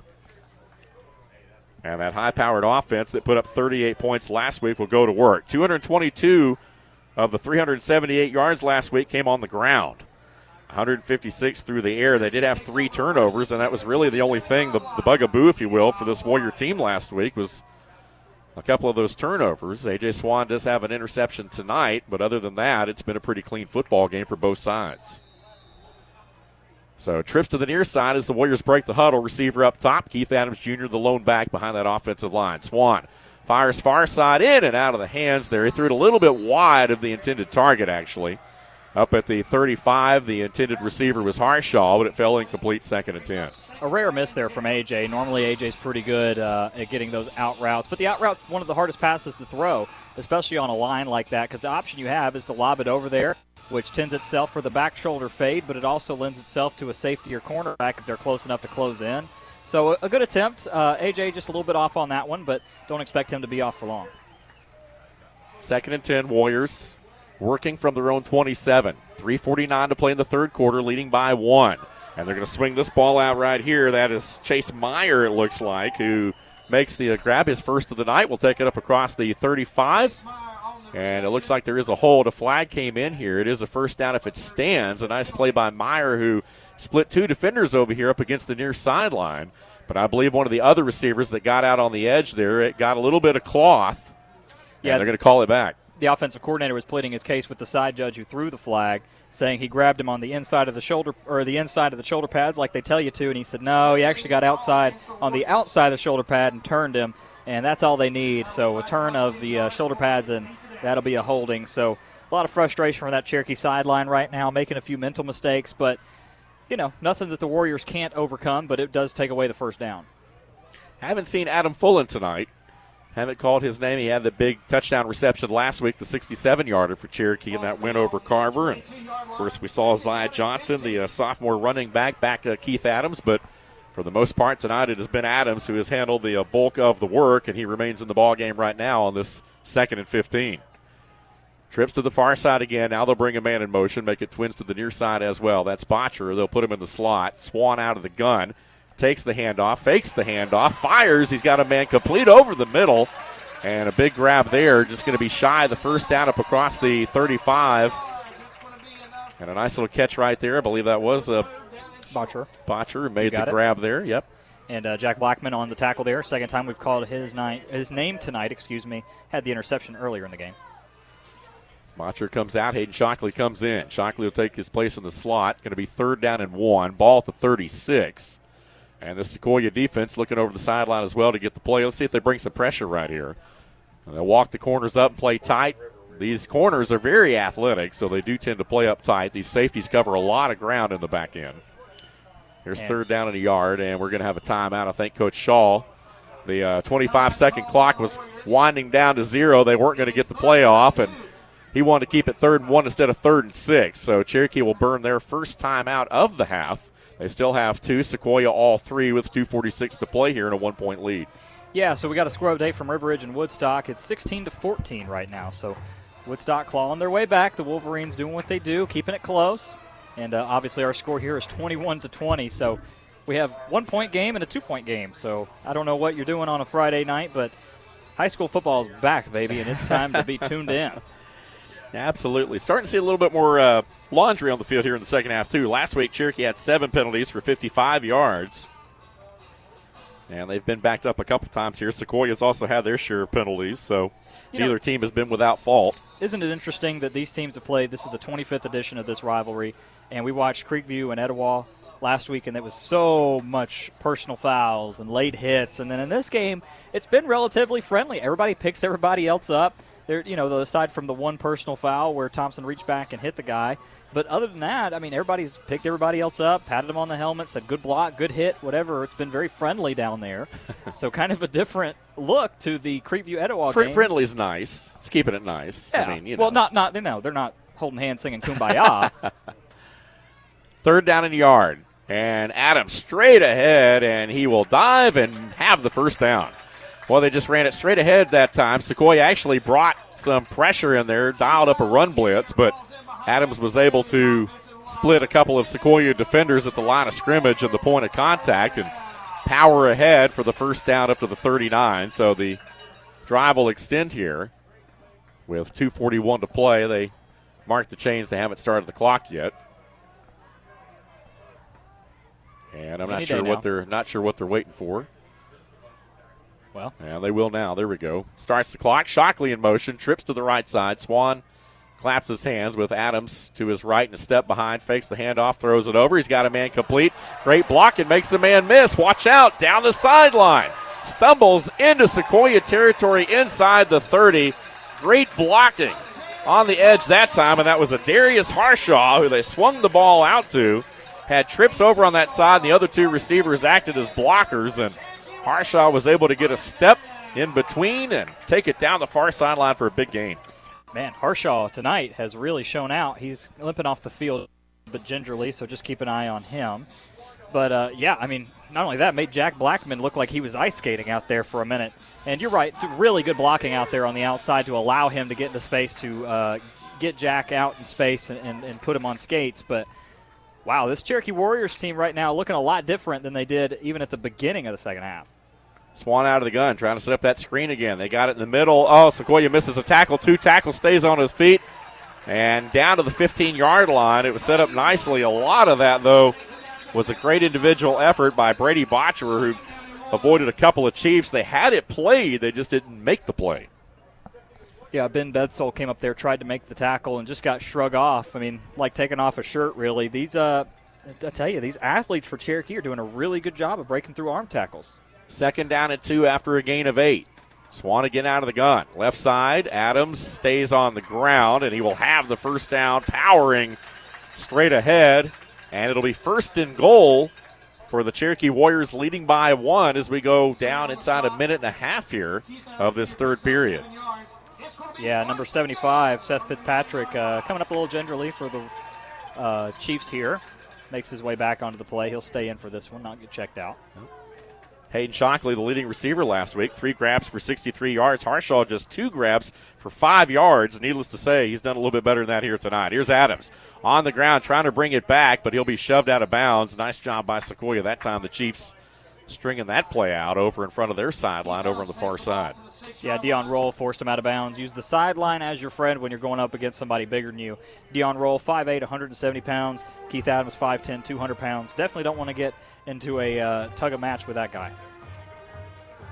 Well, you got to wonder as we start to get late in this ball game and flirt with the fourth quarter as these two defenses, how they're going to stand up here. Both of them look a little bit tired right now. Here we go, 1st and goal. Swan looking, firing in the end zone. Oh, in and out of the hands. He had a slot receiver wide open 4 yards deep, and the ball hit him in the stomach and fell to the turf. Ouch. That was an automatic touchdown right there. All you have to do is catch the ball. Coach Shaw was really disappointed in some of his receivers, especially last season with dropped passes. Felt like it was really one of their big Achilles heels. And I tell you, over the past 2 games, they haven't shown much improvement in that department. There have been quite a few dropped passes. Yeah, that was Brady Botcher, and after that one, he tapped his chest and looked at A.J. and said, my bad. I'll get you on the next one right here. So ball's on the far hash. 3rd and goal from the 6. Swan again out of a shotgun with Keith Adams Jr., the lone back. Twins left and right.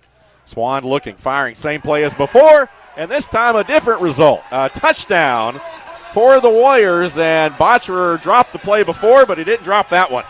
6-yard touchdown pass and catch, and the Warriors extend their lead to 7 pending the PAT to make it an 8-point game. Well, they call the slant the man beater because when you play man coverage against the slant, there's absolutely nothing you can do unless you're playing the inside, and that's not what you want to do against this Cherokee team. So the slant gives up the touchdown.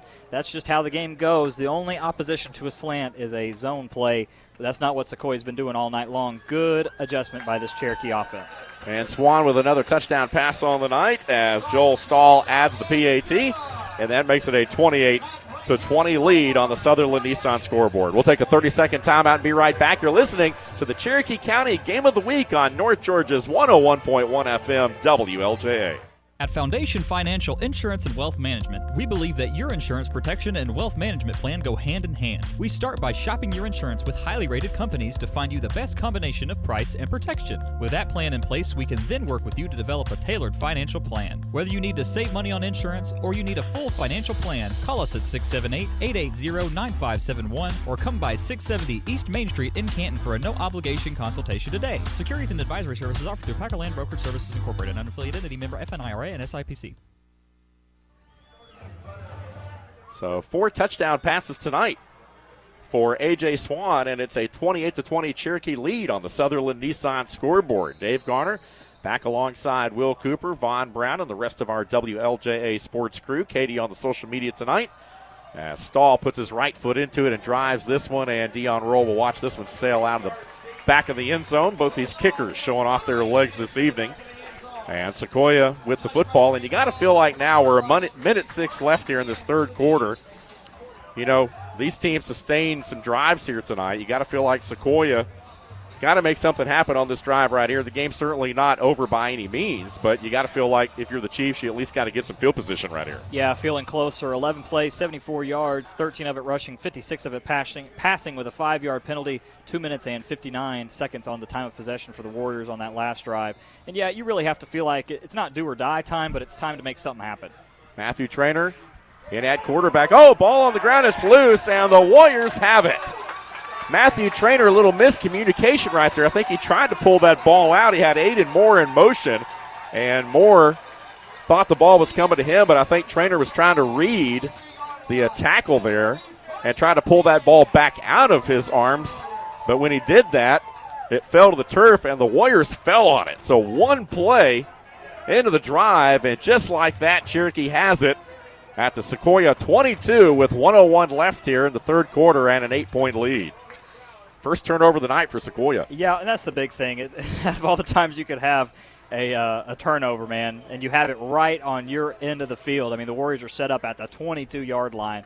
So now's a really good time for the Warriors to, once again, not put this game out of reach by any means, but really make it a tough comeback for a wing T offense. And, boy, that's deflating for a Sequoyah defense that just allowed that touchdown. Now they got to go right back out there again with their backs to the wall. And here's A.J. Swan. He's going to take it. Look, he's got time rolling to his right now. Chase down to the pocket. Firing downfield into the end zone. Has a man there. It is, in and out of the hands. And Botcher nearly had another touchdown right there. He went up the ladder. And as he was coming to the ground, one of the Sequoyah players, I think, got a hand in there and broke that up. Yeah, Dion Roll did a great job climbing the ladder, 5'8". I mean, just did a great job. Played it exactly like you want to as a corner. Yeah, he went right up with Botcher to knock that ball out of his hands, 4 yards deep in the end zone over towards the sideline. So second down and 10. It's a noisy incompletion. And once again, Cherokee with the ball just inside the near hash has trips to this near side. And they will toss it over. Quick throw right there. There's Harshaw, 15-10, and tackled, pushed out of bounds, just shy of the 5-yard line. And I believe that was number 26, Carter Santhia, a sophomore. I believe that was 24, L.J. McNeil, Dave. Was that McNeil? I believe so. You'll see him and Z Johnson, number 25, kind of split the assignment for that backup running back pass specialist out there. They're down in that end in our position where I'm having to look through a couple of window panes now to see it. So we're looking through the coach's press box now. Last week they played on the northwest end of the field. Now they're down on the southeast side this time. Here we go. Swan going to fire it out again. Another screen set up on the near side, tiptoes, and they're going to say he stepped out. He dived inside the pylon, but his left foot, McNeil again on the grab, same play. But McNeil's left foot went out just shy of the 3, and that's where they marked him out, so it will be 3rd and goal. Yeah, L.J. McNeil out there on the carry. 2 really good attempts there. He had a really good shot for the end zone. Probably if he had laid out, easy for me to say sitting up here talking about it. Well, they're really running a lot of those screens right here, making the Sequoyah defense work east to west. And now it's 3rd down and goal, but the Chiefs with a stop right here would certainly be big. Swan claps his hands, and Adams is going to be stopped.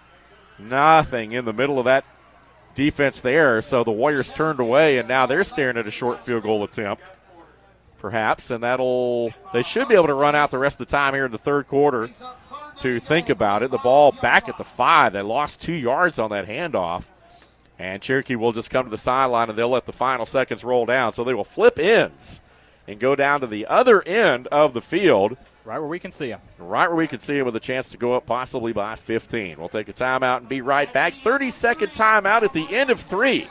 It's the Cherokee Warriors 28 and the Sequoyah Chiefs 20 on the Sutherland Nissan scoreboard. You're listening to the Cherokee County Game of the Week. 30 seconds right here on North Georgia's 101.1 FM WLJA. Ladies and gentlemen, here's Victoria speaking for Woodstock Furniture Outlet and Woodstock Mattress Stores.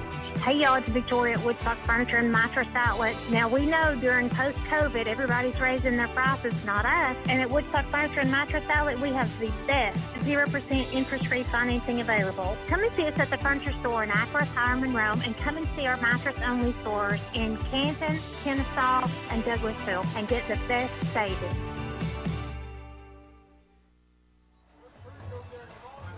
Welcome you back here to Tommy Baker Field in Canton. The road certainly gets no easy for the Cherokee Warriors after this week. They'll be back here next week to take on Powerhouse Rome. And then after that, Cartersville in the mix. And so a couple of state champion perennial powers coming to Tommy Baker Field over the next few weeks. And we will have that Cartersville game for you. But Cherokee tonight sweating it out here a little bit against one of their county rivals. Sequoiah's had a lead twice in this ball game, but Cherokee took the lead a little while ago on their last possession. And they will start this fourth quarter with an 8-point lead and the football at the Sequoyah 5-yard line. And it will be third down, third and goal from the 5.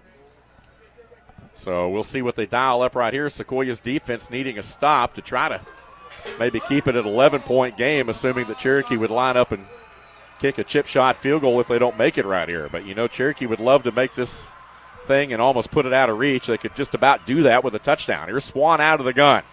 Rolling to his right. Firing in the end zone. Too tall. The pass and play was there. Pretty good coverage in the back of the end zone by Blackman in the Sequoyah secondary there. They were trying to fire that ball to Botcher in the back right corner over here on the near side, but it was just a little bit too tall as it sailed out of the end zone, and it will be fourth down. Yeah, Swan put a little bit too much on that one, really kind of gunned it in there. He didn't want so much height as he did speed because he really had to throw it in over Dion out there, Dion Roll.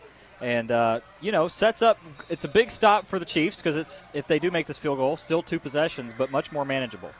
22-yard field goal from the middle of the field, and that is Joel Stahl who puts his foot into it. Good snap, good hold, good kick. And the Warriors extend their lead to 31-20 on the Sutherland Nissan scoreboard. So both kickers tonight remaining perfect to this point in the ball game. I hope I haven't jinxed either one of them. Not yet. You will. But anyway. You're like Joe Buck. Exactly. Never mind. What was coming there? What was coming there? I can only imagine. I reckon I better not say that. I was going to say just as bad, but that's not true. Well. You're the best in the business. Don't know about all that. You should see this man. Ace is the one that's the best in the business because he makes it sound good every week. Well, I can guarantee that you can eat more Moe's than any other broadcaster. You should see this man. Take him. Now, you know, I've stuck to the rice bowl the last couple of weeks. You have so far. I'm trying to. This is a long season, my friend. Maybe a bag of chips there, but we'll see how it goes. With queso last time, he didn't make that mistake this time. No, I didn't do that.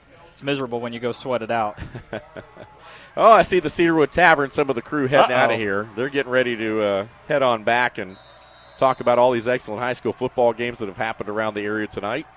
31-20 here at Cherokee with a 2-possession lead now on Sequoyah. For the first time tonight, they have extended this lead out with a little bit of breathing room, but the way the Sequoyah team has played here tonight, this ball game is certainly far from over as that Stahl kick goes out of the end zone, and Sequoyah will start 1st and 10 from their 20, moving right to left. Under the lights here at Tommy Baker Field, the 25th meeting all time between these two. Sequoyah leads the series 14-10, trying to extend that out here tonight, but Cherokee trying to win back-to-back. Woodstock adds a field goal. It's 17-16 in favor of the Wolverines. My goodness. 2 great inter-county matchups playing out here tonight. Of course, next week we will see Etowah at River Ridge. Our first look at the upstart Surprise Knights and Amir Morrison. Here's a handoff, meanwhile, to Aiden Moore, who's trying to bounce off of a tackler, does so back into the middle of the field. He's got the 25. He's got the 26.5. And so a good gain on first down. And that's really going to be the key, I think, for Sequoyah the rest of the way, Wills. As Vaughn said, got to pick up yardage, got to have success on first down. You do. But listen, here's the thing. With you know you're going to have an extra possession, so you don't want to take your time like a normal wing tee. And you've had success passing the ball. So don't get away from that, by the way, because that's what you need in a late game. So in this case, yes, keep running your offense. Don't get away from that. But hold on to that in the back pocket. Know you can still pass the ball with certain efficiency. Matthew Trainer under pressure, fires back near side. Oh, in and out of the hands. He was too close. Jaden Mitchell was the intended target, but he was only about 10 feet away from him, and Trainer fired that ball above his head and went through Mitchell's hands incomplete. So it'll be third down from the same spot and needing 3 yards at the 30. Sequoyah was only able to muster 38 yards in the third quarter, while Cherokee had 167. So keep that in mind as you look at the box score here. So 362 total yards, 247 for Sequoyah. Chiefs need a third down conversion right here. They've converted in this quarter 3rd and 11 and 3rd and 10. 3rd and 3 right here, and Jaden Mitchell, and he's got bounces outside, still on his feet. He's got the first down, 35, and he first contact was at the line of scrimmage, but Mitchell, as we talked about, running very angry tonight, was able to bounce off the initial contact and go outside and pick up the needed yardage. I'm not so sure the 185 pounds is accurate on him in that 5'10" frame. He's definitely filled out more than last season. Wouldn't be surprised if he's closing in on 200 because him and Aiden Moore standing next to each other are very similar. Well, he runs a lot bigger than that. That's he does. For sure. If that's what he's actually listed at. He's also a short 5'10", so maybe they're trying to squeeze an inch on him somewhere. Baylor Borden wide of the near side is the lone receiver in this Sequoyah offense. Twin slot backs. Dion Roll in there at one of them in motion, but they're going to hand it to Mitchell, but he is wrapped up behind the line, and he will lose two. Cherokie's defense that time caved in. And they really got a great push in the middle there and blew that play up. Yeah, they did. Once again, you don't want to get too far behind on first down like we mentioned, but you can still pass the football. That's the big thing, and they did that. They've done that with certain efficiency as well. But later in the game, there's no hurry up in the wing tee. It's hard to hurry up, especially when your quarterback has to walk over to the sideline to get the play call and walk back to the huddle. 31-20 Cherokee, 9:53 to play. Sequoyah with the football, needing points. And right side, big hole over there off tackle. Jaden Mitchell across the 40 will have 5-6 on the quick hitter. And that will set up a third down situation, but manageable right here. He picked up about 7 or so, but 2 of that was getting back to the original line of scrimmage. So a 7-yard gain, but he still needs 5 yards here, 3rd and 5. You have to feel like at this position on the field, it's probably 2 down territory. I was going to say, I think you're probably right, Will. I think this is probably 4 down territory for Sequoyah at this point. Not 20 yards ago, but now. And, a hard count by a Trainer, and I believe they pulled one of the Warriors. Yep, they did. Yeah, encroachment. They did. And this might be an automatic first down. They need, it's right at 3rd and 5, so I would think this will put it at the first down sticks, and it will, and that will presumably give Sequoyah a first down, although they haven't made the indication Spotter's saying yet. a first down, so we'll go with first down here. Well, he's been good as this ball game's wore on, and indeed it is a first down. There we go. Reputation 2 for 4. is back, man. 2 for 2 in the second half, I tell you. He's making a comeback. Let's forget that first half. It's over with. It's in the past. Him and Cherokee trying to forget the first half. So Sequoyah indeed extends the drive, moves the sticks on a hard count from Matthew Trainer, and now they'll hand it. Mitchell hit in the backfield and dropped. He did what he could to get back to the line of scrimmage, so technically no gain, but he was hit 2 yards and was stopped. See, even that run right there, he does not, now he comes off limping there, so watch that. But he just does not look like a 185-pound runner. I mean, my goodness, he is running angry tonight. And let's see, who's number 6 going to be coming in, filling in? Peyton Lucas. So they're changing 5'10", 185 pounds for 5'7", 155 pounds. So Lucas in there at the tailback spot. 2nd down and 10 after no gain. High scores in motion. Matthew Trainer looking to throw. 5-step drop. Throwing down the field. He's got a man there, and that ball is caught. 10. In and out of the hands. It may be a fumble. I think they're going to say it's a catch and a fumble. And they are going to mark him down. I think they're going to wave it off and say it was incomplete. So the back judge in the secondary came in after the apparent fumble and the Warrior return. And as the Warriors got up about 5-10 yards upfield, the back judge went ahead and came in there and waved it off and said incomplete. And, Baylor Borden had an opportunity there. He just couldn't hang on to that ball. It would have been 1st and goal. Would have been a drop kick me Jesus through the goalpost to life moment there. Yeah, they're Cherokee heaving it up.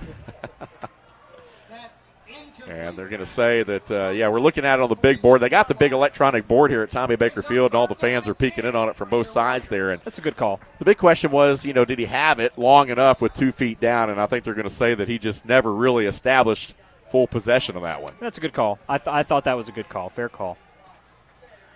So it is a long and, as we said, noisy incompletion, but it's 3rd down and 10 right here, and it still may be 4th down territory. Misdirection play. Dion Roll with the carry here over the right side, but not much there, though, maybe 2. So it will be 4th down. So now what do you do right here? I mean, there's only, 8:05 and counting, and the problem with this offense, as you talked about, is, possessions are minimal. You might only touch the ball 2 more times, maybe. If that. Yeah, so I think you got to go for it right here in this situation. You're down 2 scores. And you're inside 8 minutes left in this ball game against a Cherokee Warrior offense that seems to be finding a rhythm. Jaden Mitchell checks back in, Peyton Lucas out. Yeah, it's difficult. The ball's on the 49, so you're right at the midfield stripe. You have to feel like the Chiefs need something right here because, as you mentioned, clock even creeping down 7 minutes and 30 seconds now. Sequoyah needs the Cherokee 43 for a 1st down. Trainer looking to throw. Fires deep flat, and that one is incomplete at the Cherokee 40. They had it well covered. They were firing in the direction of Dion Roll, the slot back, who flared out into the flat. But Trainer was unable to get the ball to him. Again, it was well covered. And the ball will go over at the Sequoyah 49 with 7:24 to play. And Cherokee leading at 31-20 on the Sutherland Nissan scoreboard.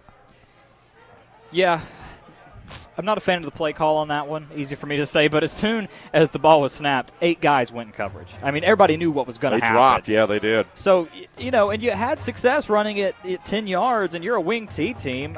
I don't know. I mean, it's easy for me to say. There's a reason I'm standing in the press box talking about it, not doing it. But it just seems like you could have done something to offset that because everybody in this entire stadium knew a pass was coming. Well, that's a long throw from the far hash over to the near flat. That's actually a pretty long throw there. And here's A.J. Swan quickly to Harshaw. He splits 2 defenders, puts his foot in the ground. 40, 35-30 is hit hard by a host of Chiefs, but not before a long gain of 21 yards inside the Sequoyah 30, and once again Cherokee in business. Jack Blackman came up from behind to make the tackle there. Yeah, Adarius Harshaw has a lot of success. So 31-20. Clock now inside 7.5 minutes, and Cherokee looking for what could be the knockout punch right here if they're able to deliver it. River Ridge up 22-17 over the Warriors. Carson Latham, quarterback keeper. So will tonight be Ron said it would happen to finally knock off a Cherokee County opponent, something they have not done in their short history. Here's a screen pass to the other side. Botcher's got some room. 10 and down to the 5-yard line, and they are trying to work this Sequoyah defense sideline to sideline right now with these short screen passes. Sequoyah, they like to play tight, but because of this Cherokee speed and athleticism, they're having to respect that. So they're playing off of them, and the Warrior offense right now is basically taking what they're given. Yeah, no, exactly. And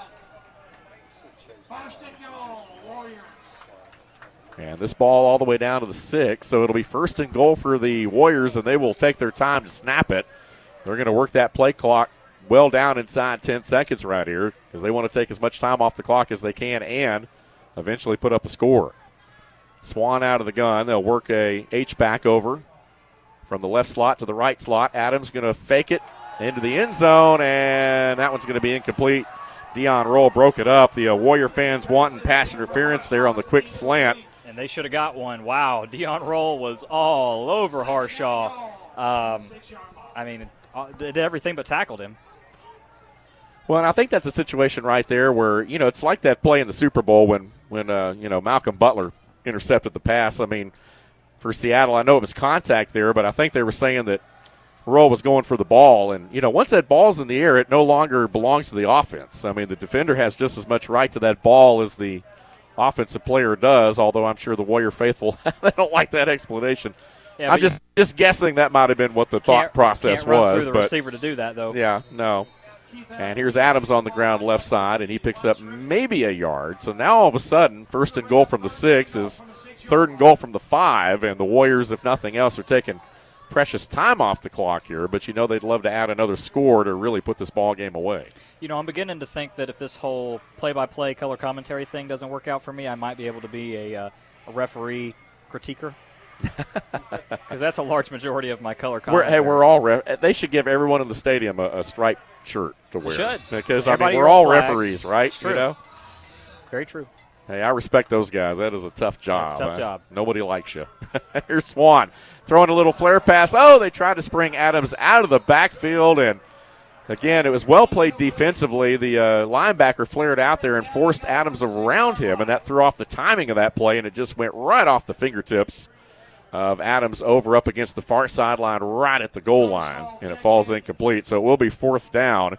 And it does look like they will elect for another chip shot field goal off the leg of Joel Stahl, who will try to remain perfect on the season. Yeah, Harrison Hood, the defensive end, took a full advantage of the 5-yard chuck zone there and made a lot of contact, but it was a little bit of a far pass anyway. And big play here because with this field goal, they'll only be down by 14. 22-yard field goal earlier. This one's from 23, and he's good on this one as well. So Stahl remains perfect on the night. And the updated score on the Sutherland Nissan scoreboard now 34-20 in favor of Cherokee. We'll take a 30-second timeout. 5:22 to play here in the ball game. You're listening to the Cherokee County Game of the Week on North Georgia's 101.1 FM WLJA. As an athlete, you put it all on the line each and every day. Training, skill, and dedication. It's with these same characteristics that Pinnacle Orthopedics puts it all on the line for you, ensuring that you continue to play the game you love. With 5 locations and 16 physicians and surgeons, Pinnacle Orthopedics is the team physician for Kennesaw State University, as well as for many other schools and teams. Using only the latest technologies, Pinnacle Orthopedics is dedicated to keeping you at the top of your game. You're listening to WLJA FM 101.1 and WLJA HD1 LJ, Jasper, Canton, Woodstock, and all of North Georgia. 5:22 to play here in the ball game. Cherokee leads at 34-20 on the Sutherland Nissan scoreboard. Dave Garner alongside Will Cooper, the Golden Boy. And, of course, Fawn Brown will join us for the postgame show coming up here. But the Cherokee Warriors and Sequoyah Chiefs still have some battling to do here. The Warriors have taken control of this ball game after Sequoyah led it 20-14 at halftime. But Cherokee has rattled off 20 unanswered points, and now the kick here and a nice little return. Watch out. A little bit of room to run into the middle of the field. That's Roll, who will break a tackle and cut it up to the 35-yard line before he's finally drugged down. And Sequoyah with one of their best starting field positions of the night. They've had a short field or two to work with. Had an extremely short field to work with early in the game after an interception. Had the ball at the, 32, I believe, but came away with no points. So it's, there have been some missed opportunities in this ball game by both teams, but now the Chiefs, it's starting to come back and haunt them a little bit here late in this game. Yeah, that last drive, 6 plays, 35 yards, all on the air, 2 minutes and 2 seconds of possession, 23-yard field goal. Aiden Moore in motion, bootleg left side. Trainer sets his feet, throws in and out of the hands of Jaden Mitchell out of the backfield and grabs his helmet in frustration right there. Mitchell had a couple of grabs last week out of the backfield. He had 2 receptions for 40 yards and a touchdown, but was unable to corral that one at 2nd and 10. Yeah, so Sequoyah, moving ahead here.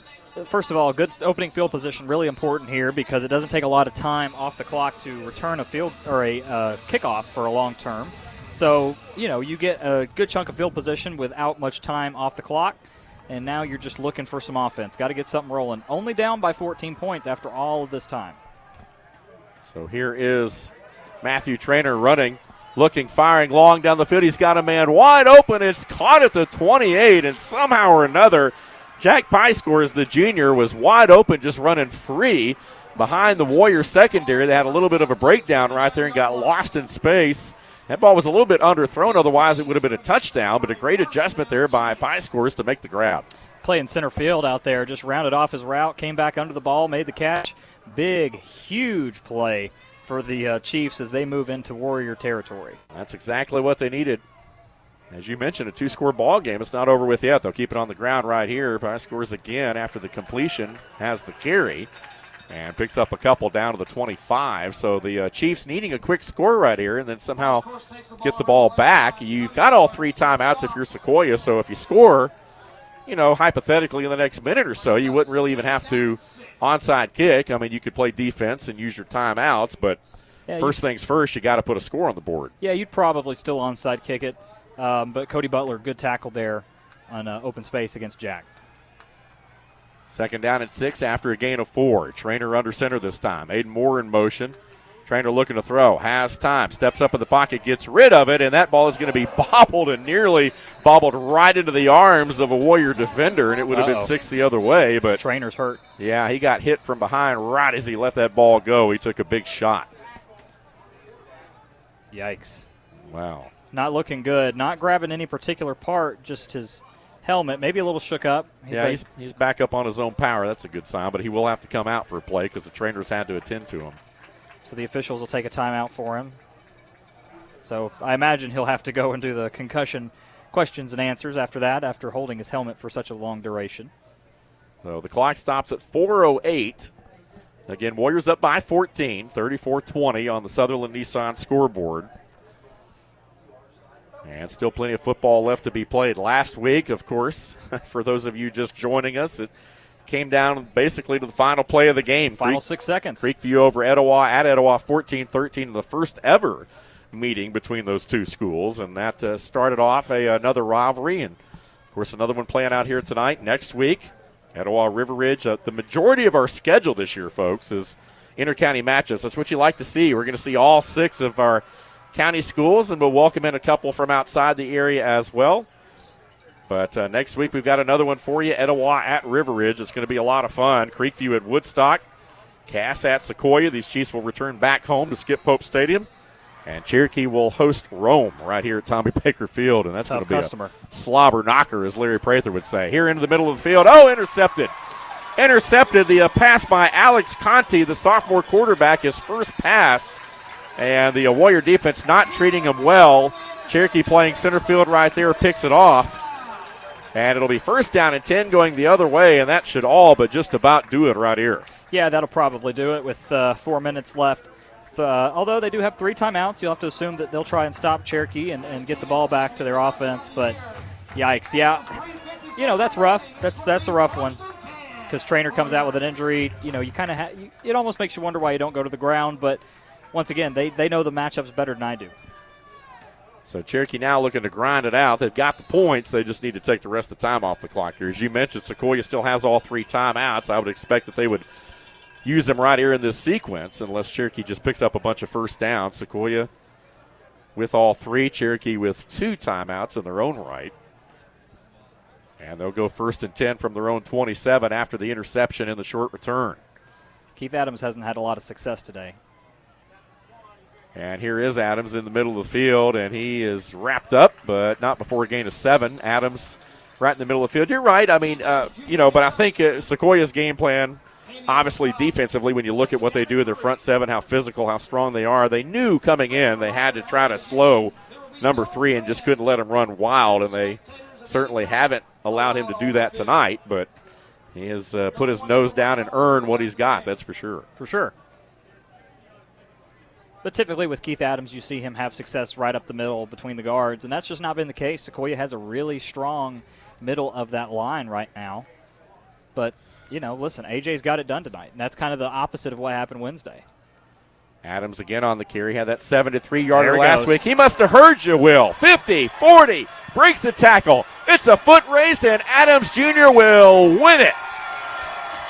Right on cue, he must have heard you, my friend. 65 yards, and just like that, Adams flips the script on the golden boy, Will Cooper. I will go ahead and accept half of those rushing yards, so go ahead and give me 32.5 for the season because that was 100% my fault. So I apologize to the Chiefs fans and to the Warrior fans. You are welcome. Wow. Jeez. You've heard of the broadcaster jink before. Whenever, they've never missed this or they've never given up this. Well, all I had to do was just say his name a couple times, and next thing you know, boom. First rushing touchdown of the night for the Warriors. All the rest of them have basically come through the air, and then, of course, a couple of short field goals as well. Stahl with the kick goes right through there, kicks it over the net into the parking lot. And with 2:59 to play in the ballgame, the Warriors have extended their lead to 41-20 on the Sutherland Nissan scoreboard. So a 21-point lead now, and it's basically all but over, but the most impressive thing about this, Will, is it was 20-14 Sequoyah at halftime, and the Warriors have rattled off just a ton of unanswered points in this ball game and have owned the second half. Yeah, that last drive, 2 plays, 72 yards. Keith Adams responsible for all of it. 57 seconds. Didn't even get a chance to take timeouts for Sequoyah. Yeah, I mean, here's the thing. You know, Vaughn and I talked about it on the Foundation Financial halftime show, and we'll talk about it on the Sosby Funeral Home postgame show. But, you know, when you get into these kind of things, the really, really good teams make the adjustments at half. It's not very rare to see a team that's a little bit less than their competition. So you'll see the Alabama, Georgia, Ohio States, Michigans of the world, and you know, they'll bounce around back and forth, and they'll play a team that's subpar, and they'll hang out for the first half, and everybody's on upset alert, and then the second half comes and they put up 21 points like the Warriors have done here. So, you know, Cherokee, listen, huge favorite coming in, 30-point favorite by Cal Preps, so, you know, they're living up to the expectation. Joel Stahl with the kick, this one returnable from the 1. Dion Roll, 10 into the middle, 15, hard hits, and dropped at the 16. So Sequoyah will have it right there on that spot at the far hash. But, yeah, you know, 41-20 so through the first 2 ball games at this point. Barring another Cherokee score, the Warriors have averaged 39.5 points through the first 2 ball games. That just shows you how explosive they are, and they wear teams down. I mean, they kind of blew up late against Carver, and they're blowing up late here. And, you know, you had to wonder. I mean, Sequoyah scored 21 fourth-quarter points last week, so Cherokee knew that they had to keep the foot on the gas here late in this game. Well, it's not over with the fourth quarter yet. So, AJ, let's see. Oh, excuse me. Okay, so Matthew Trainor's back in at quarterback for the Chiefs, so they'll be going to the air a lot here. Low snap, but he picks it, fires it. Pie scores on the ground, and he loses the ball as he was being tackled to the ground. I think they're going to say his forward momentum was stopped after a 5-yard gain at the 22. And as he was falling to the ground, I think his knee hit the ground, and then the ball popped out. I think that I think Alonzo Upshaw was wanting the fumble recovery there, but to no avail. Sequoyah will hang on to the ball after a gain of 6. 2nd and 4 as we near the 2-minute mark in this one. Cherokee going to go to 2-0 on the season. Sequoyah, meanwhile, going to fall to 0-2 unless they put together a miracle here. And Trainor's going to be wrapped up. He looked to throw, but no one open. He tucked it and ran it, but didn't even get back to the line of scrimmage. Lost 2 yards, back to the 21. Yeah, it's been a rough second half for Matthew, but still a lot of talent from that young man. Really excited to see what he's able to do further in his career. We'll see Sequoyah a couple more times this year. We'll see the Chiefs. And despite a tough start against 2 inter-county schools, you know, going into the new region will be interesting to see, as we've talked about. In their new 6A region, there's a completion up to Aiden Moore right at the first down marker. They brought Moore out of the backfield. Trainer got his feet set that time, put one right on the money. And it looks like they're going to be just a yard shy of the first down. The ball right at the 26. They need the 27. Real close here. 4th down and a yard. It will be 4th down, but obviously they'll go for it. Only a minute 15 left. Both teams just letting the clock roll right here. It's wins to both sides now. A formation we haven't seen from Sequoyah much tonight. Jaden Mitchell into the middle, though, and they will just let him run for it. And they're gonna stop the clock here. And Ronnie's saying he didn't get it. Yeah, let's check and see what happens right here. If they got it, they'll extend the drive. If not, and it is a first down, they are going to call it a first down. 2 and 5. He was a yard short, says the spotter. Here we go. What do we know?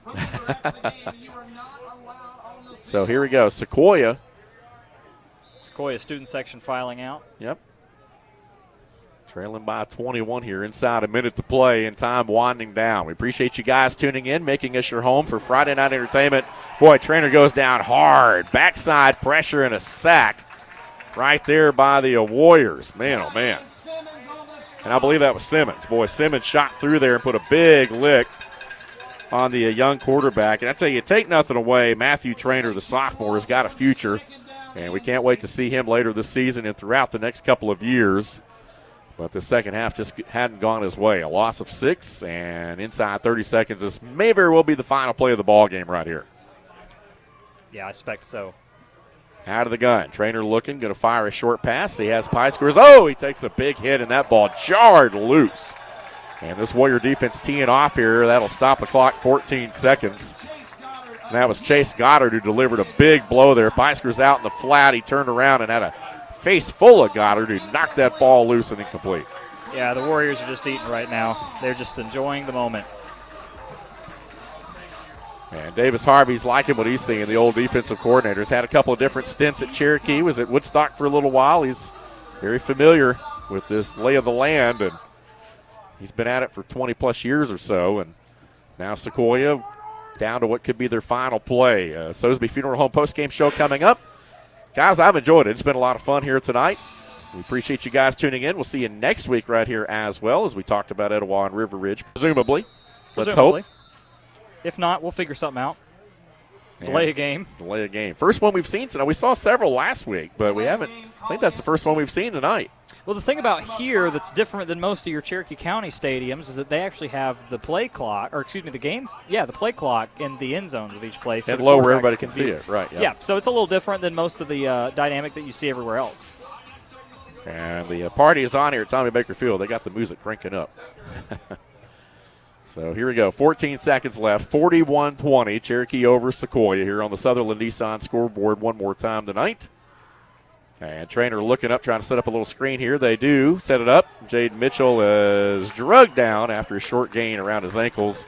And that will do it. The clock will tick down to zeros across the board here at Tommy Baker Field to the standing applause of the Warrior Nation as Cherokee wins it over Sequoyah in the 25th meeting all time between these two by a final of 41-20. Great ball game here tonight for the Warriors, as we talked about, who go to 2-0 on the young season, with Rome looming next week right here at Tommy Baker Field. Meanwhile, Sequoyah, two well-fought, hard-fought ball games, but they are off to an 0-2 start, but they will undoubtedly turn things around throughout the season. I can't wait to see these two teams a little bit further in the year. It's going to be a lot of fun. Yeah, it is. I tell you, Sequoyah looks really good for what they are. You see Coach Shaw and Coach Teeter out there having a conversation. Yeah, I really like what I saw from Sequoyah today. Obviously didn't come away with the win, but came away with a big victory. I know coaches aren't into the mental victories, but it really is a good victory for them. They let the game get away from at the end there.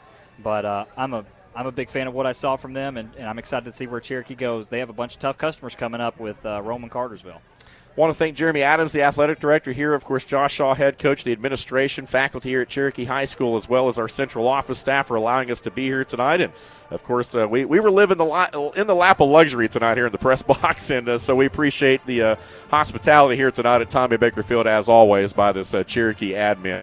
You guys very much. That's going to wrap it up for me. Again, our very own Will Cooper and Vaughn Brown will be with you here on the other side of a 2-minute break as we take you inside the Sosby Funeral Home postgame show. Once again, that final score here tonight, Cherokee 41-20 over Sequoyah. A 2-minute break, and then back to wrap things up here tonight with the Sosby Funeral Home postgame show.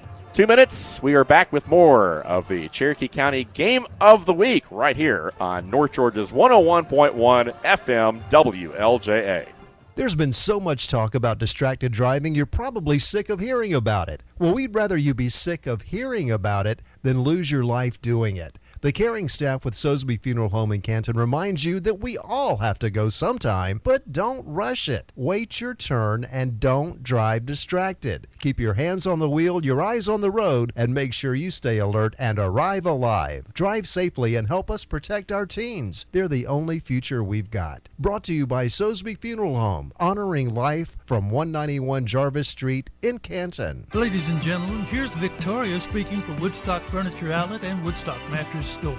Hey y'all, it's Victoria at Woodstock Furniture and Mattress Outlet. Now we know during post-COVID everybody's raising their prices, not us. And at Woodstock Furniture and Mattress Outlet we have the best 0% interest-free financing available. Come and see us at the furniture store in Akron, Hiram, Rome, and come and see our mattress-only stores in Canton, Kennesaw, and Douglasville, and get the best savings.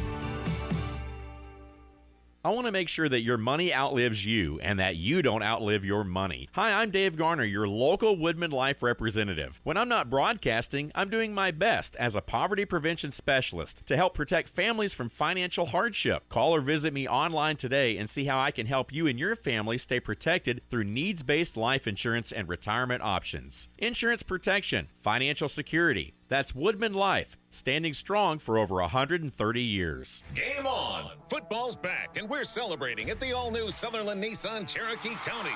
Get game-winning offers right now. Drive the best-selling 2020 Nissan Rogue, or check out the redesigned 2020 Sentra. If you try it, you'll buy it. They're that good, fun, and affordable. Catch the savings now before they're gone. Only at the all-new Sutherland Nissan Cherokee County, across from the Holly Springs Walmart. Online at NissanNorthAtlanta.com. Remember, if it doesn't say Sutherland, you paid too much. Welcome back to the Soesby Funeral Home post-game show. We are at Tommy Baker Field. The final score in our game here, 41-20. The Cherokee Warriors take the victory. They move to 2-0 on the season. The Sequoyah Chiefs fall for the second week in a row and move to 0-2. I'm Will Cooper, joined alongside touchdown Vaughn Brown. Dave Garner packing up, heading out behind us. Katie Tepsick did a great job keeping us all updated on the social media posts. Ronnie Cooper adding up the final tallies here for us as well. Folks, thank you for joining us, and we're going to welcome Vaughn back into the broadcast. So, Vaughn, what do you think, man? Well, they always say a tale of two halves, right? And I think we saw that tonight here at Tommy Baker Field, 20-14 at the half. Sequoyah, we talked about it at the halftime show. Sequoyah had their way, and they had those long, sustained drives. A lot of success on first down, averaging 10 yards a play on first downs in the first half. That formula did not work in the second half, and you made a great point at the half with the just working sideline to sideline. Early, they got the reverse again, but it's almost like Cherokee, once they picked up on the reverses and some of that side stuff, they didn't get as comfortable in the passing game, and then you saw a Cherokee defense and a Cherokee offense click on every cylinder they could possibly have that second half. A.J. Swan, Adarius Harshaw, who we mentioned in the pregame and at halftime, Adarius had a massive, massive second half. Yeah, and I think the big thing, my turning point in this game was when Sequoyah did not kick the field goal. Because when you kick the field goal, momentum's still on your side because Cherokee came out really hot. And then they were able to get those few pass plays off, and they were able to kind of chip away at that momentum that Cherokee had built. So when Sequoyah was down there, I really think they should have kicked the field goal. But like I said, there's obviously a reason I'm up here talking about it, and there are people down there coaching it. But for me, that was the turning point because from then on, Cherokee ran with the momentum and never even gave it a chance to come back. They really did, and it wasn't the run game in the second half for Cherokee. I mean, obviously Keith Adam breaks the long one in the end to pad some stats and put some more points on the board, which was an incredible run. But Cherokee almost just came out and said, we're going straight to the pass game. I was super impressed with Sequoyah's front four. I thought they corralled the run game. They corralled Keith Adams Jr., which is not very easy. But, again, if Sequoyah's not having first down success, and it's tough for them to play behind. Now, we did see a more success in the pass game tonight from them than I think we've seen in years past, which that bodes well for them. If they're mixing in some creative pass, had a lot of receivers running open. Jaden Mitchell was a beast tonight, but they corralled him again the second half, and it just never got any momentum they had in the first half back in the second. Yeah, I was really impressed with Trainer. I know we talked about it, but he showed a lot of grit, a lot of determination. I really liked what I saw from him, and I think for the Chiefs fans, it's important to know he's only a sophomore. This is his second game starting. He's going to have a lot of growth, and the growth that he had even tonight, seeing him progress through this game, I was really impressed with the young man, excited to see what the future holds for the Chiefs because that first half, if they can play like that for the entire game, they're going to be a very tough team to beat. Yeah, when they get to region, you said it coming into it, that's an 0-2 team, but that's a very strong 0-2 team. Physical. I thought the defense was well the first half. They may have got a little fatigued, and Cherokee really started stretching the field sideline to sideline and north and south, and they used Sequoyah's formula in the first half. They just did it with passing instead of the reverses. And also, Cherokee's offensive line is a lot bigger than most of the offensive lines they're going to be facing in the region as well. Yep. So that's not the only game, and not the only close game for sure. I mean, it's heart palpitations here in Cherokee County early. This game looked like it was going to be, a barn burner throughout, but kind of fell off there the second half, and kind of Cherokee just kind of took over. Over at River Ridge, Mike Collins doesn't like to talk about it. We bring it up here and there. They've been playing football a long time now and have not beat a county team. I said at least in the preview shows, it's going to happen this year. I did not pick it tonight. A couple people did. And River Ridge, they jump out to a 13-0 lead behind Amir Morrison, 13-7. They keep a lead. They do lose that lead at one point, but get it back very quickly. They were down 17-16. They scored late on a Carson Latham touchdown and hold on to win that game 22-17. They had to get a stop. Woodstock inside the 10 late in that game with a 4th and 1, and Coach Collins' defense, as we talk about, holding teams under 20, that magic formula, they step up and get the stop. River Ridge gets their first in-county win, 22-17 over Woodstock. Some final stats from this game tonight.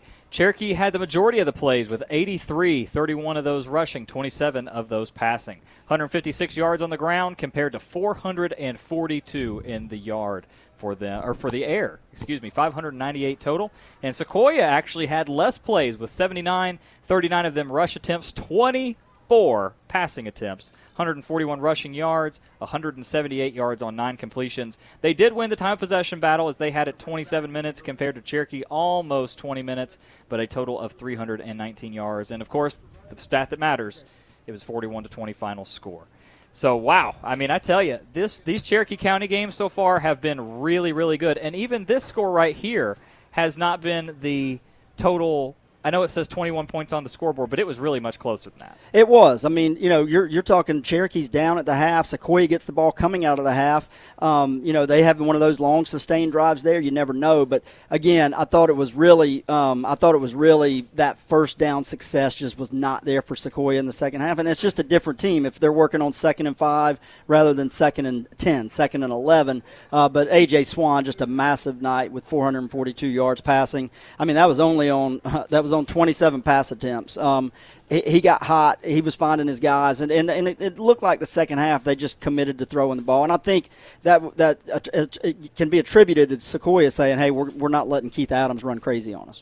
Right you are. We'll take our first break. When we come back, we'll break down everything that we have in store for the next week of high school football. You're listening to WLJA. 2 minutes, and we'll be back on the Sosby Funeral Home postgame show.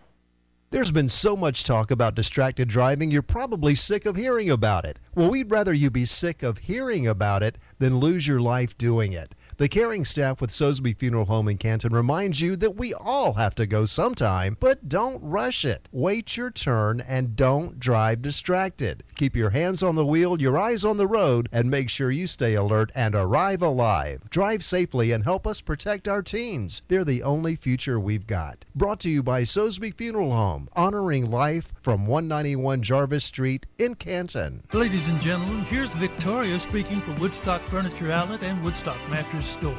Hey y'all, it's Victoria at Woodstock Furniture and Mattress Outlet. Now we know during post-COVID everybody's raising their prices, not us. And at Woodstock Furniture and Mattress Outlet we have the best 0% interest-free financing available. Come and see us at the furniture store in Akron, Hiram, Rome, and come and see our mattress-only stores in Canton, Kennesaw, and Douglasville and get the best savings. As an athlete, you put it all on the line each and every day. Training, skill, and dedication. It's with these same characteristics that Pinnacle Orthopedics puts it all on the line for you, ensuring that you continue to play the game you love. With 5 locations and 16 physicians and surgeons, Pinnacle Orthopedics is the team physician for Kennesaw State University, as well as for many other schools and teams. Using only the latest technologies, Pinnacle Orthopedics is dedicated to keeping you at the top of your game. When you read Enjoy Cherokee magazine, you'll find features about interesting people, pleasing places, and exciting events. Find out more about shopping in Canton, dining in Woodstock, living in Holly Springs, exploring in Ball Ground. There's always some new and refreshing ideas between the pages of Enjoy Cherokee. Enjoy Cherokee is available in most high-traffic locations and mailed free to thousands of homes throughout Cherokee County. For your free subscription, check us out on Facebook and find past issues on EnjoyCherokee.com. Enjoy Cherokee, Cherokee County's favorite magazine. Welcome back to the Sosby Funeral Home postgame show. I'm Will Cooper, joined alongside Von Brown. We're going to be previewing next week for you. So our crew for the WLJA Cherokee County Game of the Week will tentatively be heading to River Ridge as they host Etowah. Of course, Etowah's game was canceled today due to COVID-related issues. Isn't everything tentative this year? Everything's tentative. Every week's tentative. Of course, there is an opportunity for us to flex out of that if we choose to. Cherokee will be here playing Rome. a tough customer coming into town there.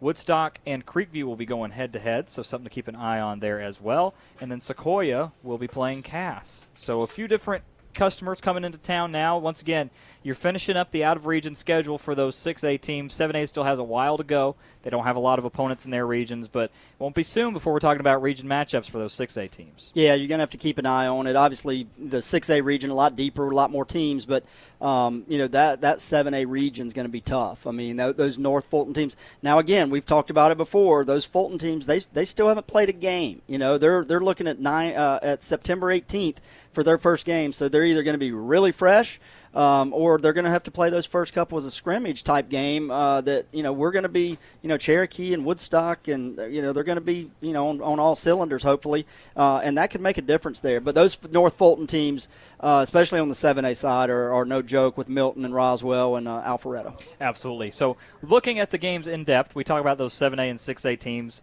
We got Creekview and Woodstock. They've played for the past few years. Creekview's had a lot of recent success against Woodstock, but Creekview coming off a very, very narrow victory against Etowah. They had this week to work on some stuff. What do you expect from the Grizzlies, and more importantly, what do you expect from the Wolverines after a loss to River Ridge? Yeah, I mean, Creekview's playing everybody in county this year. That's awesome to see that, and I know the county office is encouraging that, so it's awesome for us. It's awesome for the county to see these teams playing each other. I still don't know about Creekview at this point. Either Etowah's defense is way, way better than advertised than we even thought, but that Creekview offense never got into rhythm against Etowah. We asked Trevor about that on Wednesday because, you come off a game like that. Yes, you do sneak out of there with a W, and that's all that matters in the end, but then you have a bye week. So, I think for him it was almost a feeling of they would rather just get back on the field and see what they can do. I think you'll see Brody come around. I mean, he threw for 22 yards in that game, but never really had receivers running open. That'll be an interesting one over there. And then you got Woodstock, coming off a loss to River Ridge that, they're still trying to find an offense and try to be able to put points on the board. But I think that defense played a little better tonight than they did against Sequoyah last week. They did. And looking at a team that's playing here, that's Cherokee hosting Rome. Wow. I mean, the Warriors did not take any off weeks against when they scheduled this, out of region schedule. Not only are they playing, but after that, they have to play Cartersville, and then they have to go on the road and play Creekview. So there's no gimmies on that out-of-region schedule for sure. What are you looking for from this Warriors team as they host the tough Rome Wolves? I mean, you're going to be matching up athletes against athletes. I mean, some of those receivers for Rome are just, Carver had them. I don't think they didn't have anybody to really get them the ball to beat you on a single play. Rome, you make a mistake against Rome and they're going to the house with it. So I think it's a good tune-up or a good game, a non-region game for Cherokee because at the end of the day, you stay healthy through it. You see a team with that kind of speed, and it helps you get ready for region. It's just, a team that you're really not going to see a lot of that type of athlete in Cherokee County. So it's a good one. But, Cherokee's going in there at this point going, hey, let's keep bowing up and getting W's. And you got A.J. Swan coming off a game with a ton of confidence now. But it's a great non-region, out-of-county, in-county matchup. And the other team that played here tonight, the Sequoyah Chiefs, will play Cass. I believe they're called the Cass Raiders now. I believe they lost the Colonels due to some historical issues. Yeah, they played at Daresville tonight. They beat Dawson County last week 23-7. So, that's one of those – Sequoiah's 0-2, and whether they should or shouldn't be, they are. You don't want to go to 0-3, even though it's non-region, and you still got a lot to play for once you get in there. But, I didn't know what to expect with Sequoyah tonight. I know they battled and came back against Woodstock last week. I was super impressed. I was super impressed with Trainer. I was super impressed with the play calling. We haven't seen 24 passes out of Sequoyah as long as I can remember. Now, some of that was necessity because they did dig a hole there late. But even in the first half, I thought they mixed in the pass at the right times, did it the right way. And Trainer, man, between his legs and his arm, that's an impressive sophomore that he's going to be tough to reckon with in that region. And then the final game that will be our Cherokee County Game of the Week, if it happens. Of course, we'll keep you updated as soon as we know anything. But tentatively, the River Ridge Knights coming off their first inter-county win in school history, 2-0 against the Etowah Eagles, who did not get a chance to play tonight, so 0-1. How are you feeling about that game? For me, it's a lot of unknowns.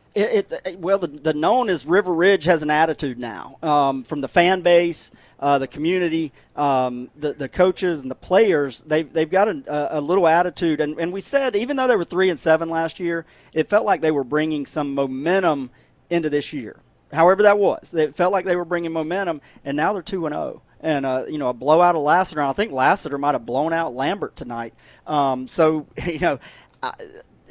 we got to go. Well, are they going to lose to any county teams? Because it looks like River Ridge may be one of the better in-county teams right now, and Amir Morrison can put you on his back. Exactly right. Well, we're looking forward to it. Vaughn, thank you for being with us. This has been the Sosby Funeral Home post-game show. Again, our final score here, 41-20. Join us next Friday as we'll begin our coverage at 7 o'clock, tentatively scheduled to be at River Ridge as they host the Etowah Eagles. For Dave Garner, Will Cooper, Vaughn Brown, Ronnie Cooper, and everybody that's been a part of our broadcast, thank you so much for listening. Have a good night, everyone. We'll see you next week.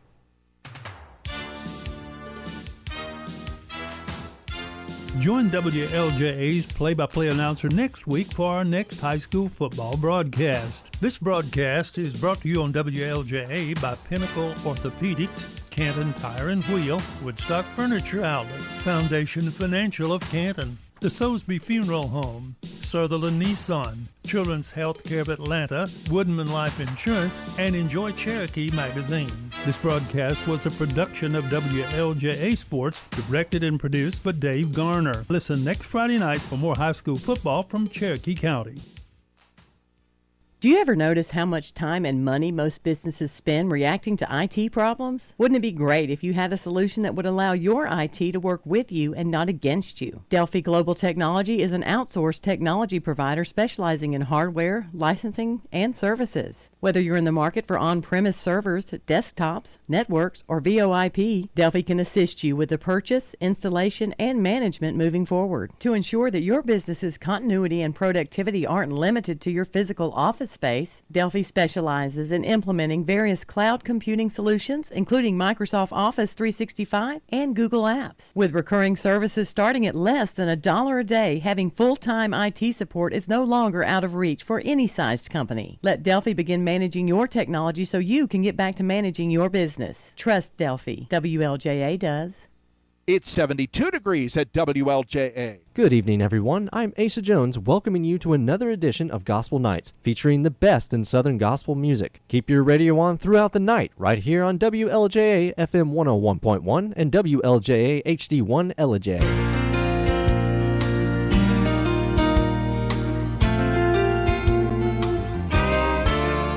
Just about the time it seems that you can't make it. Something